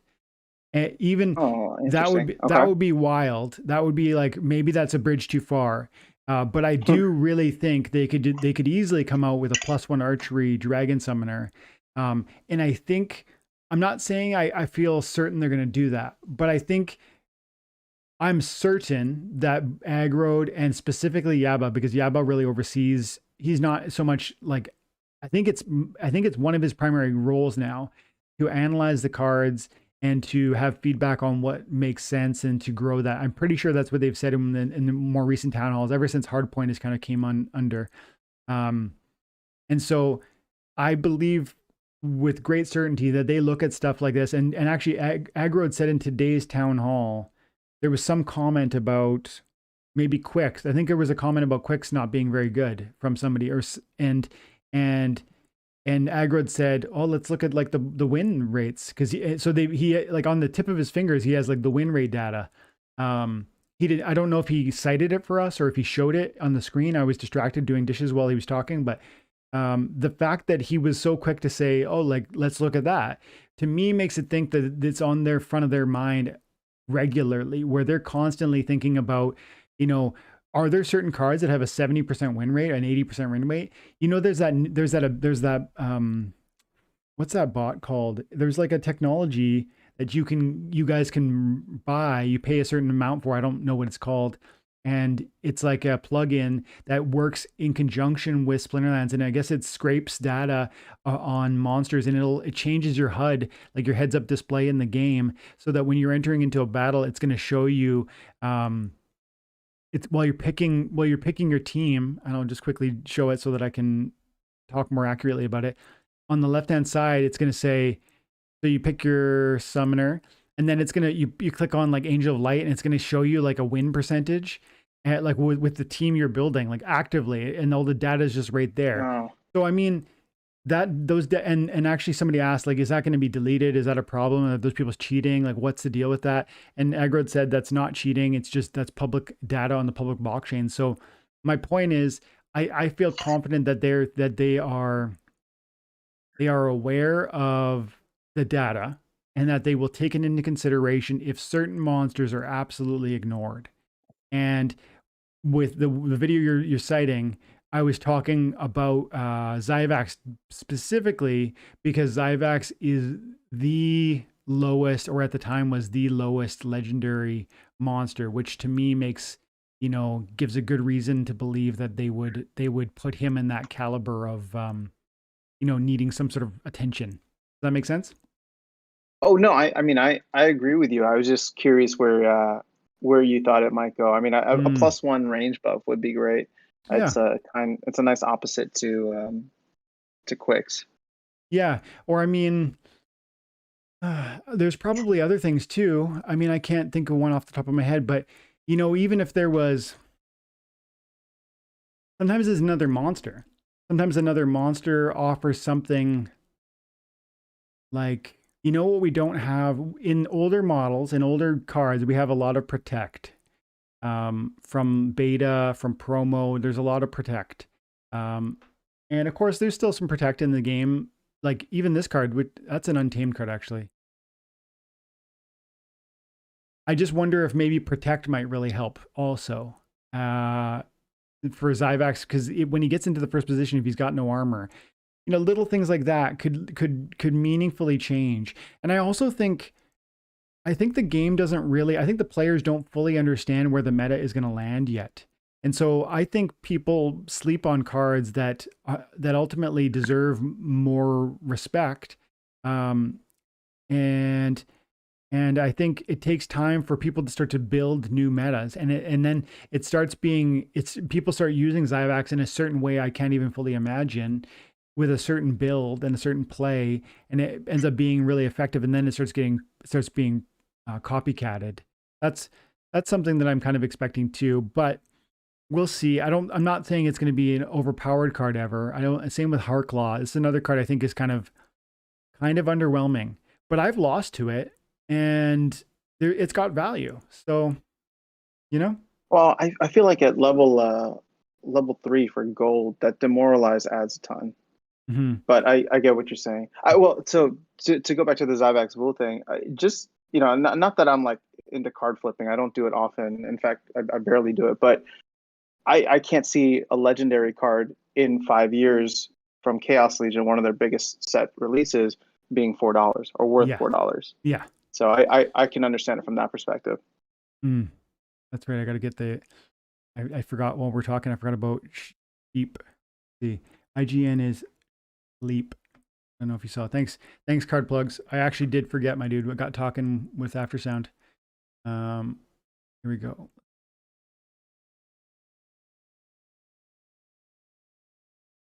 No. Open. There it is.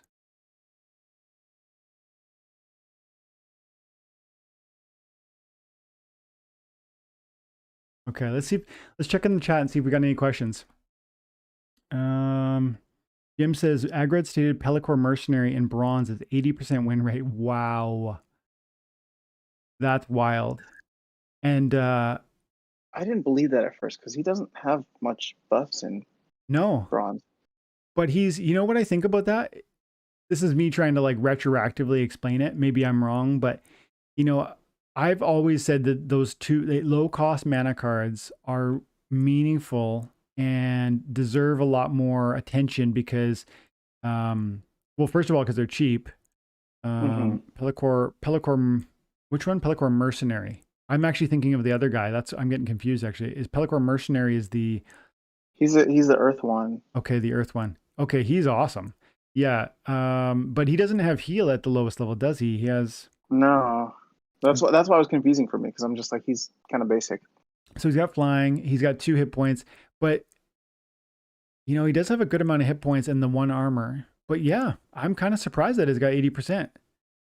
I'd like to see what that app that I mentioned earlier that I don't use and I do kind of feel like is maybe if that ability exists where we can see that data, I feel like it would be fair if we just had access to it. Like if all of us had access to it, it seems a little bit strange that it might be pay to have that. I think Splinterlands, if they really think it's cool that everybody uses that, they should just they should include that in the heads up so that we can all engage with that data rather than letting somebody provide like a third party app that charges X amount for it. That'd be interesting if they were to buy the project. Yeah, there you go. Question. Dom says, question, should I sell a level 1 kitty to buy some maxed out Chaos Legion summoners? I play mainly water and earth. I've got some strong thoughts on that one, but I kind of answered a similar question yesterday. Do you want to take a crack at that one after time? What do you think? Should you sell level 1 kitty and buy some maxed out Chaos Legion summoners? What do you think? That's hard. I love playing with kitty even though I don't have one myself. Yeah, I mean, I think you know, for me as a newer player to the game, my goal was to not focus on any of the older cards and just see how quickly I could max out Chaos Legion, right? And just continue earning everything that I can in the game and then reinvesting those profits back into leveling up Chaos Legion. And then if I had extra, which I'm still very far away from, but if I did have extra, then start to go back to other things that are in modern format. So I don't have an answer for you. I'm sorry, but it'd be hard for me if I had a kitty. It'd be hard for me to part with it. That's all I'll say. Yeah, I agree. Hey, it's well, I do have a kitty, and I don't know that I would sell it for.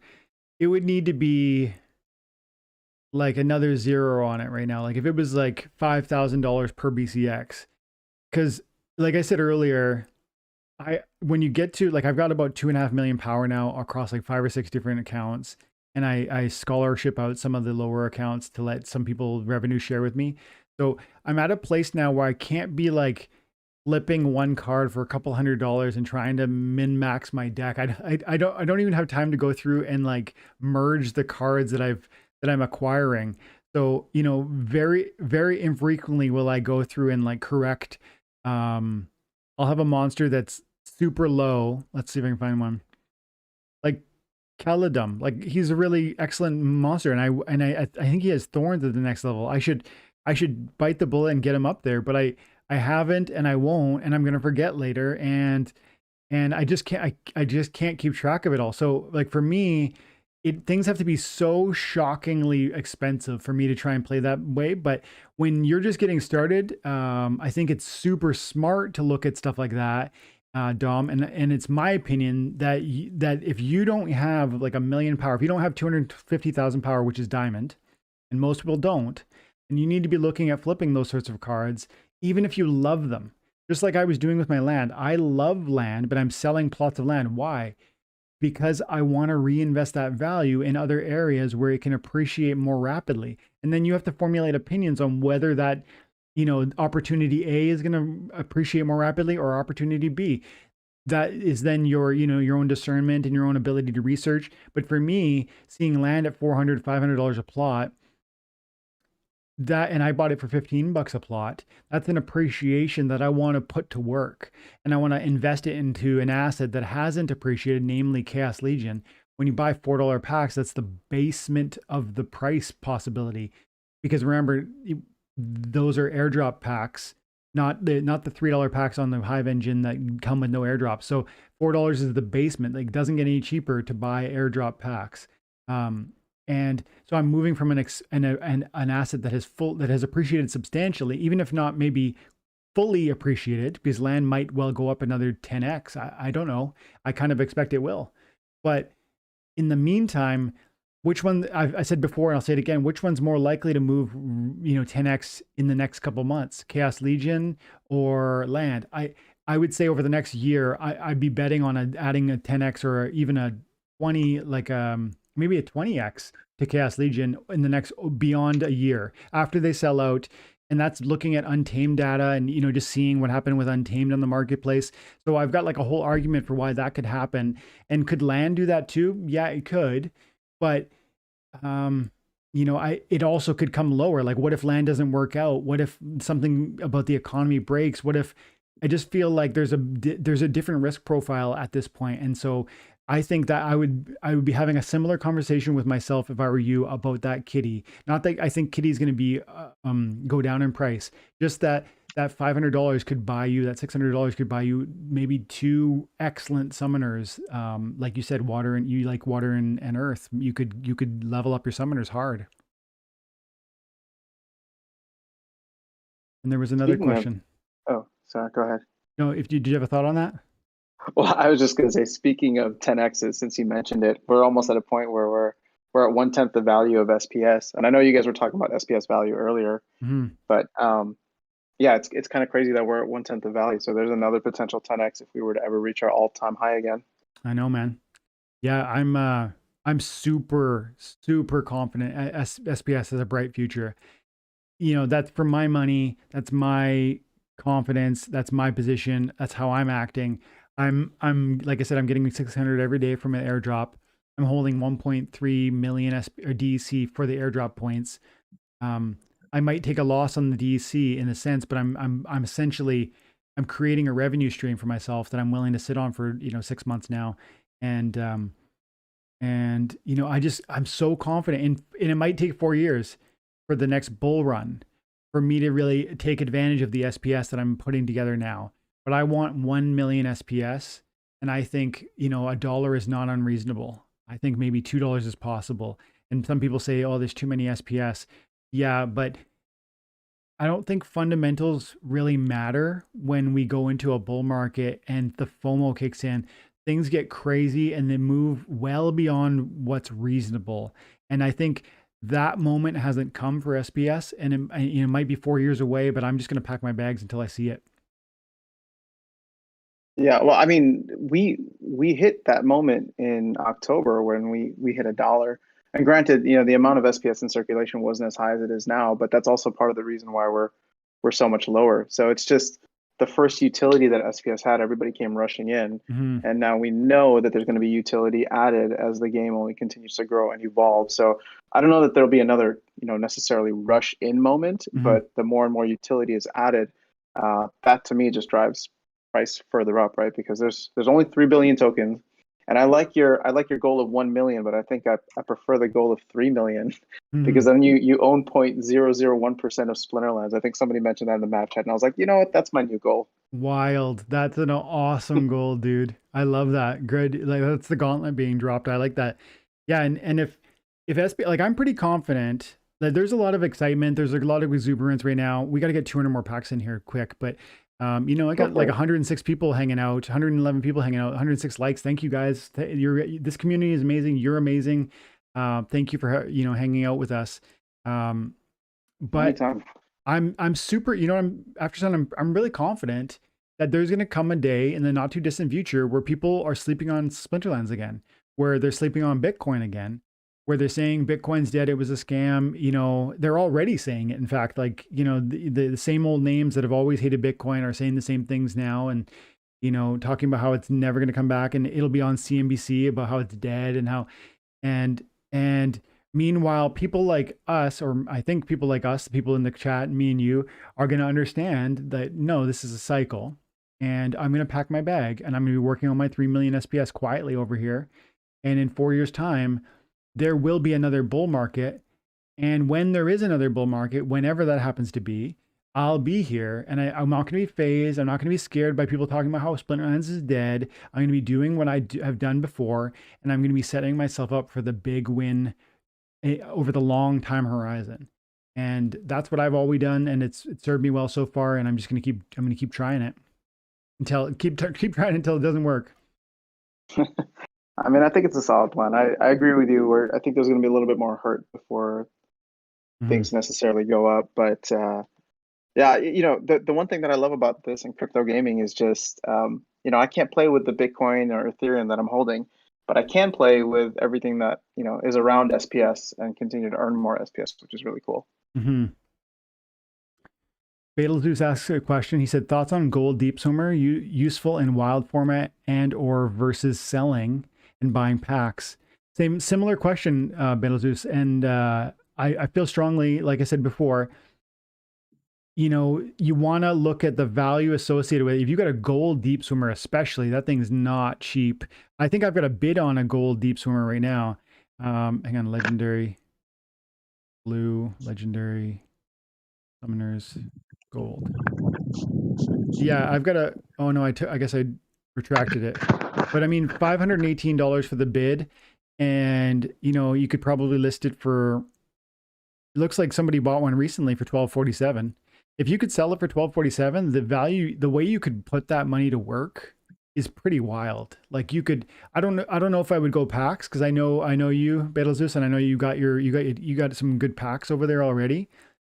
But I might put that to, I might just sit on that in like DEC and take advantage of the thing, or I might, play the market as these, just take it into DEC and watch this market, because I'm in here every day. Like I haven't done a bargain hunt video recently, but I'm snagging, like, look, I bought gold foil. I'm buying gold foils like they're going out of style.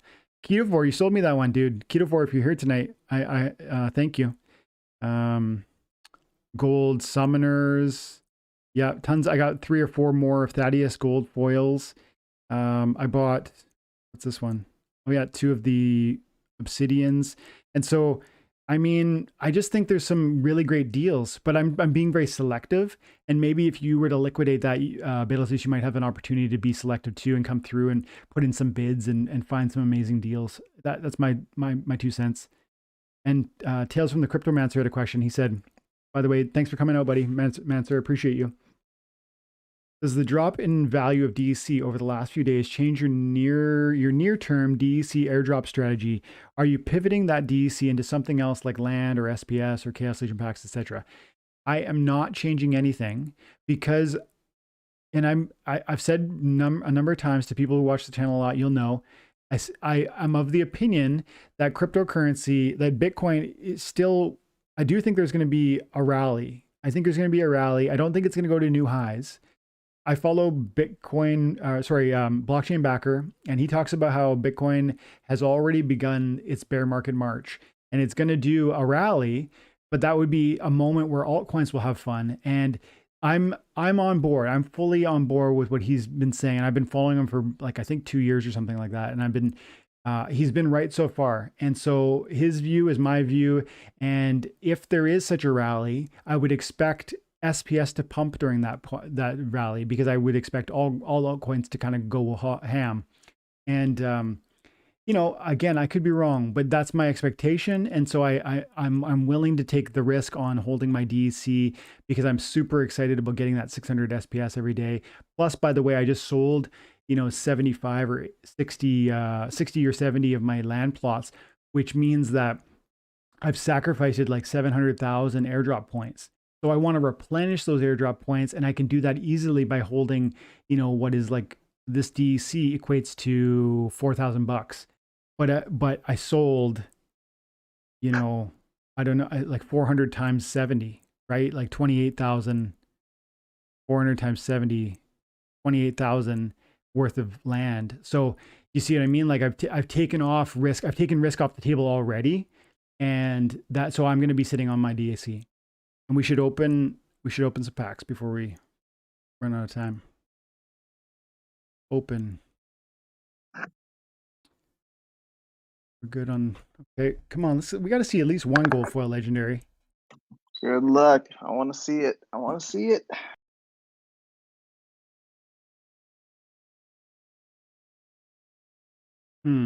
Oh, right there.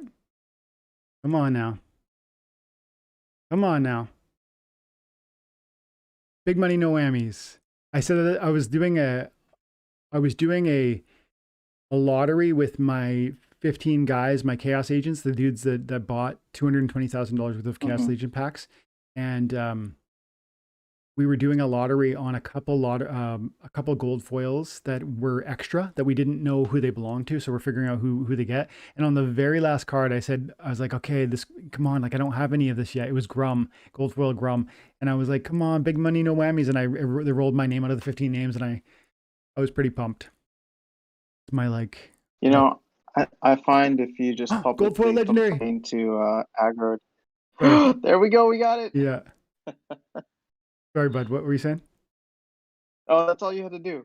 I just said whenever I go through my pack openings and I just yell out, "Come on, aggro! Come on, Yaba!" and then all of a sudden I'll get something good. So it seemed like your your method worked as well. Nice. Awesome. Congratulations, Ifrit Rising.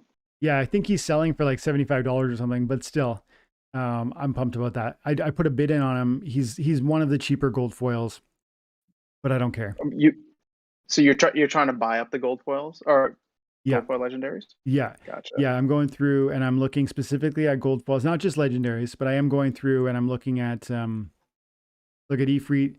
That I put in a bid earlier. I'm just outbid. I'm gonna go ahead and update that. I see market price is 97, so that's not terrible.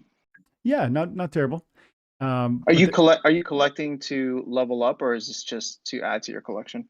I would love it if one day I had a gold foil deck that was legit, like serious contender that I could play in some of these tournaments. And you've noticed probably, right? The tournaments are wild. Like these SPS tournaments are crazy. The power requirements, yeah. Yeah, that too. But I'm gonna have that. I'm gonna have the power. I'm gonna have the SPS.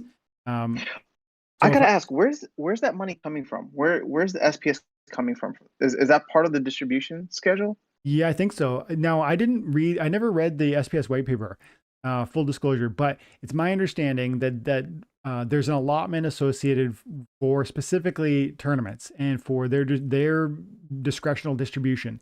And so, yeah, it's one of Aggro's ways of, exciting and, attracting new players. And like, look at this right here. This tournament is giving away $11,000 worth of SPS. There's only 31 players in the thing. It starts, it starts tomorrow, dude. It starts tomorrow, and there's only Can 31. You join it? I can't because I don't have.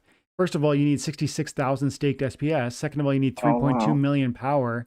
Third of all, you need to have like a gold foil deck.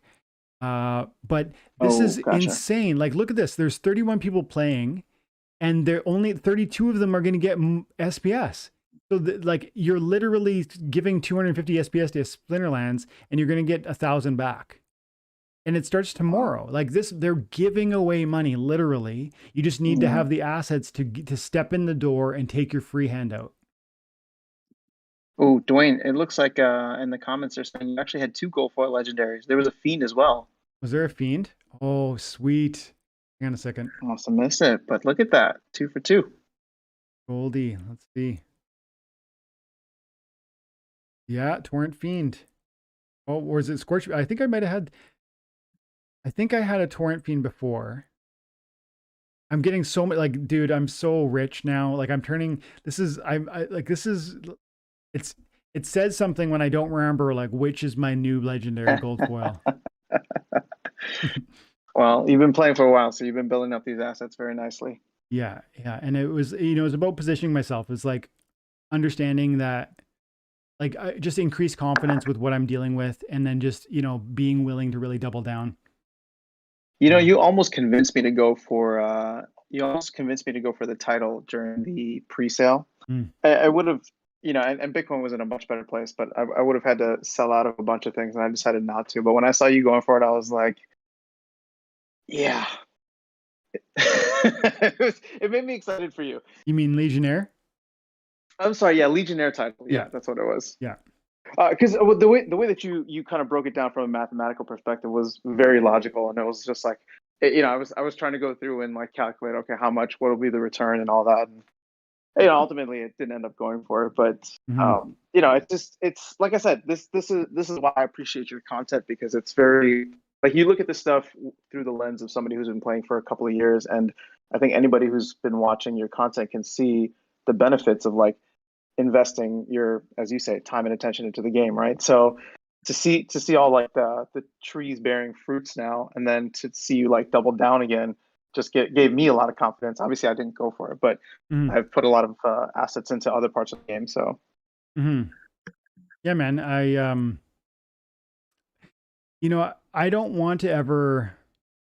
It's really important to me that I don't uh, imply or convey to people that are watching that, you know, you can have what I have in a short period of time. Like I feel like I'd say it a million times that what I'm selling you guys or what I'm sharing with you is, first of all, knowledge that has been accumulated over multiple years, but second of all, a vision for where you could be if you're willing to invest time and attention. And that doesn't mean days, it doesn't mean a couple weeks, it doesn't mean a couple months.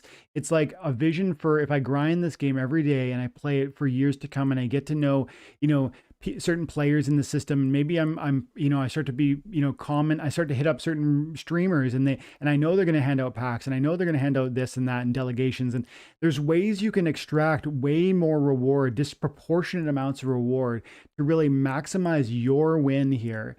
And I think everyone who's listening to me say these words right now, what I'm saying to you is true. Now, does that mean $1 million? No, I'm not saying it means $1 million. I'm not even saying it means a specific dollar amount, but I'm saying it means that you can personally grow whatever your investment is looking like. If that is literally just the $10 account, I'm really confident. And actually, Luke Plays is doing this right now. Like this year, he bought a $10 account and he took like 30 DC, and that's it, to rent cards, to build a deck, and he's going to see how far he gets. It's a fun experiment, and I'm confident at the end of the year he's going to have put together a significant amount of collection power, and in the future those cards are going to be significant value, like a significant price. And I think that story, if it's heard by the people that are around the world playing this game, it's so exciting what that could do for people. Like I've seen it happen to me, and I really believe it's repeatable. And so that's what I feel like I'm trying to convey to the audience. And I hope it's always seen that way, and not seen as like, I've got all this and you can too. It's more, you're going to go on a journey, like Gank says. And if you stick to it and you're doing, and you're being thoughtful about how you invest that time and attention, I really believe it's going to grow. And that's cool, man. That's so cool, because other games don't do that. no, I agree. I agree very much. It's about the long game, and I do believe you do a good job of conveying that in your videos. And again, a big part of that too is implicitly or implied, just because of the fact that you've been in here or you've been playing the game for so long, that people can kind of see that, right? And so this isn't a get rich quick by the end of the year. This is a get rich slowly, and Yeah. put the work in over the next couple of years. And whether we get another rally, like you said, or if we have to wait until the next Bitcoin halving cycle, like, there's so much that you can accomplish, to me, in this game over the course of like 3 years, right? Especially with all the cool stuff that they have coming in. Mm-hmm. Are you messing around with land? I have 2 plots which I bought off the market, and that's kind of where I'm at. Mm-hmm. But Awesome. yeah, I mean, I would love to have more. So just trying to figure that out. Most people don't have any. I mean, two is awesome. Yep. So part of it was just if I wanted to diversify out of SPS, and I guess ultimately decided not to. But yeah, I don't know. But to me, SPS is still the biggest thing, or at least the safest investment, right? And that's why I'm trying to put as much as I can in there. Mm-hmm. But yeah, land will be interesting, and I think there's definitely a good trade for land right now, because we did see it up as high as 800-900, Yeah. and we know it's one of those things where the team is so transparent, or at least like they tell you that it's coming, right? Stuff is coming. For how long in August and September did they say, yeah, we're going to announce the details of Chaos Legion presale. You're going to need SPS to stake, right? You're going to need to stake SPS in order to have access to the presale. We just didn't know the details, but as soon as they gave us the details, it's like this mad rush in. I feel like now there's like a bunch of things coming up where it's just like, all right, land. They're talking about land. They're talking about the SPS roadmap. They're even talking about potential other utility for DEC after the airdrop is done, which has made me a little less bearish on DEC to go along with the price coming down. It's just like they're telling you that stuff is coming, and if you can see their body of work, it just makes me confident in holding a lot of the assets. Yeah, me too. Yeah, me too, definitely.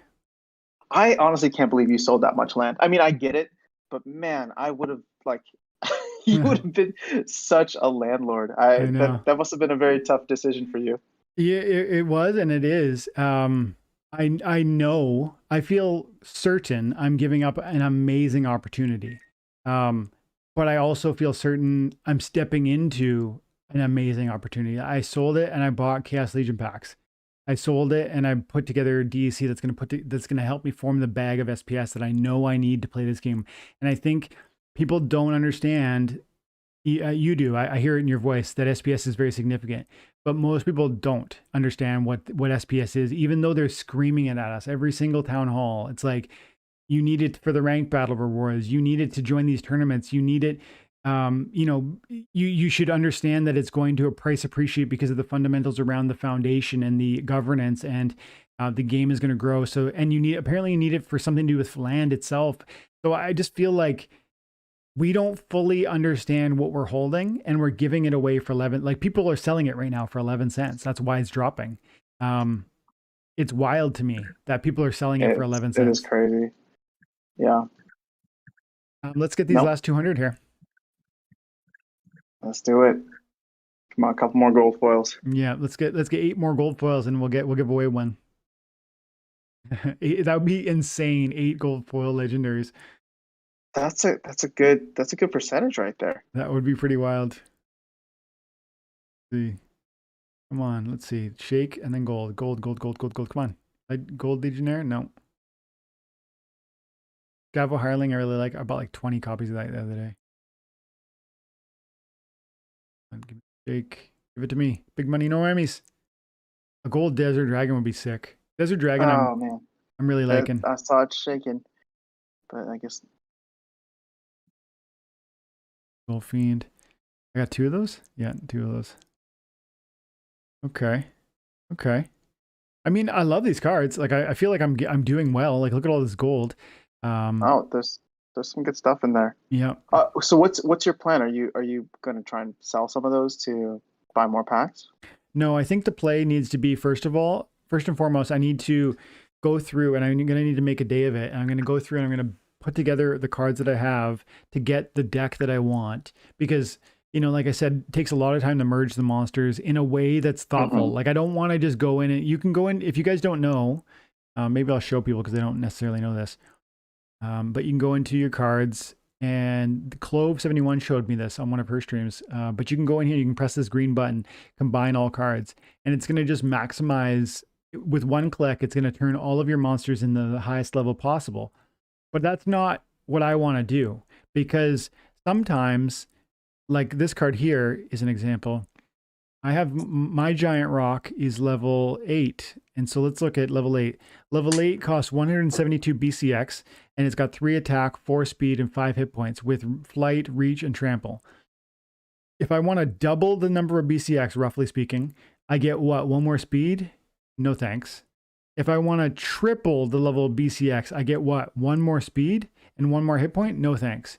And so I try to be very intelligent about maximizing the cost effectiveness of my deck. And so there are cards where I will decide for myself that I'm not going to, even though I've had lots of opportunity and I love the card, I'm gonna forego the upgrade because I'd rather save the investment and use it in other ways to maximize my returns. And every card has those sort of, well, not every card, but lots of cards have that opportunity if you're really paying attention. And so I'm going to go through and I'm going to thoughtfully put them together wherever I see fit. And I'm going to do that one right now. And then I'm going to spend some time just analyzing my deck and seeing what is maybe missing. And then I'll make my deck as perfect as I can without investing new money really. And then I'll defer the rest of my cards into sub counts, which I'll scholarship out, because different people who support my channel as members, if you're ever interested, I'll make you an intern account. I'm sorry, not an intern. I'll make you a scholarship account. So just send me a DM and I'll put together some power onto a new account and let you play it. You can keep all the DC and I'll keep the cards. If you think that's agreeable and enjoyable, you can reach out to me and we can talk about it. And so there's things like that. That's what I'm doing after Sound. Very cool. I gotta imagine that you have to have at least maybe one or potentially even two fully maxed out decks already, right? Within Yeah. Chaos Legion, with the amount of packs that you've opened. Well, I've only opened 2,000 packs. Remember that video? Because so remember that video you did? When did you do that okay. video? I totally liked that video. That was you, right? That you did the video about like guessing at how many packs you'd need to open. Am I wrong about that? Yeah. That was a very basic, just looking at the overall BCX needed without the probabilities. But yeah, I think someone corroborated that it would be around that amount. I think I said around like 3,200, and then somebody actually did the math and said it's close to like 35 or 36. Yeah. Yeah, I knew listening to it that it wasn't going to be 100% accurate, but it gave me a flavor for what to expect. And so far, I've only opened 2,000 packs, but my intention would be to open it. I believe I'm going to open another 1,000, and I'm looking forward to kind of seeing where that leaves me, because I don't necessarily care if they're all maxed out. I'm not like that sort of a collector, but I plan to be playing the game at a high level for a long time, and I plan to have, I plan to grow my revenue streams within this thing and create excitement around the brand, and try and, if I can get people into the guild, and help support the guild, you know what I mean? Like to me, there's multiple facets of what's going on here. And I'm looking forward to kind of growing it all. That's awesome. Well, I feel like I've seen you play in several different leagues. I know you have a couple different accounts, but are you trying to get them all up to the main account, or are you trying to get them all up to champion, or are you like also considering staying in some of the lower leagues? Right now I have 1, 2, 3 or 4 accounts with diamond, like 250, 300,000 power. And then I have 1 or 2 that are at gold, 100,000 power. And then I have this guy that's around like 1.3 million, or 1.3 million. So I guess what I'm saying is this account will always be shooting for champion diamond. And then my other accounts are going to stay in that diamond range and maybe high gold. And I'll continue to buy new packs when they come out, and I'll probably forever be invested in this game and growing what that looks like. I hope that I can get more land. Maybe I can leverage Chaos Legion if it grows in a way that I'm expecting. I think Chaos Legion sells out in 2 or 3 months. If it does, where does the price go? What happens to the cards? Maybe the cards spike in a wild new way. Maybe I can move back into land and buy back a region. Who knows? So there's so many things in the future.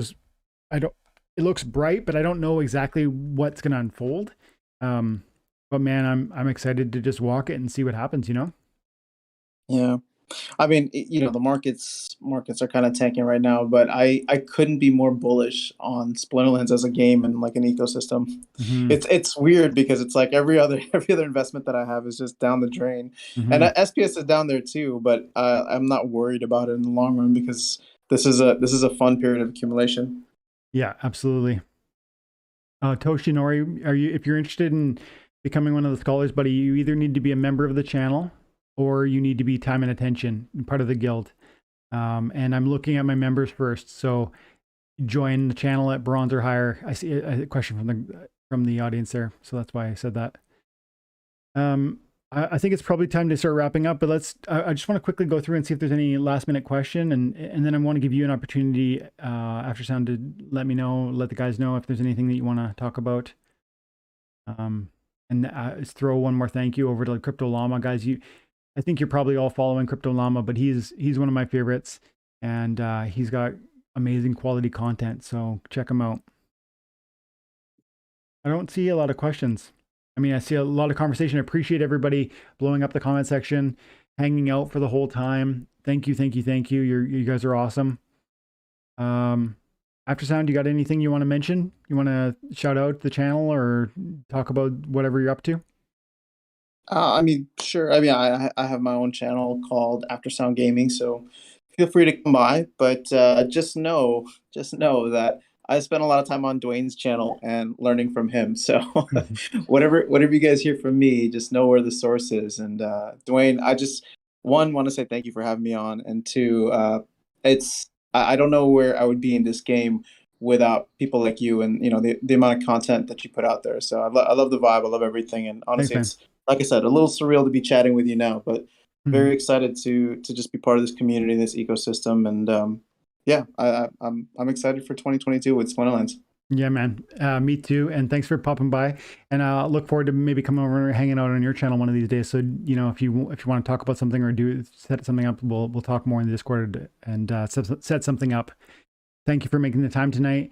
And Crypto Llama, I think you're not here anymore, but I really, really appreciate you making the time. He had a birthday to go to today, and he was like, "Yeah, I'd love to come on." So that's amazing. And I love you guys. I appreciate you guys hanging out. Everyone in the chat today or tonight, wherever you're at. Thank you for coming to hang out with me, and have an amazing night. God bless you. Bye.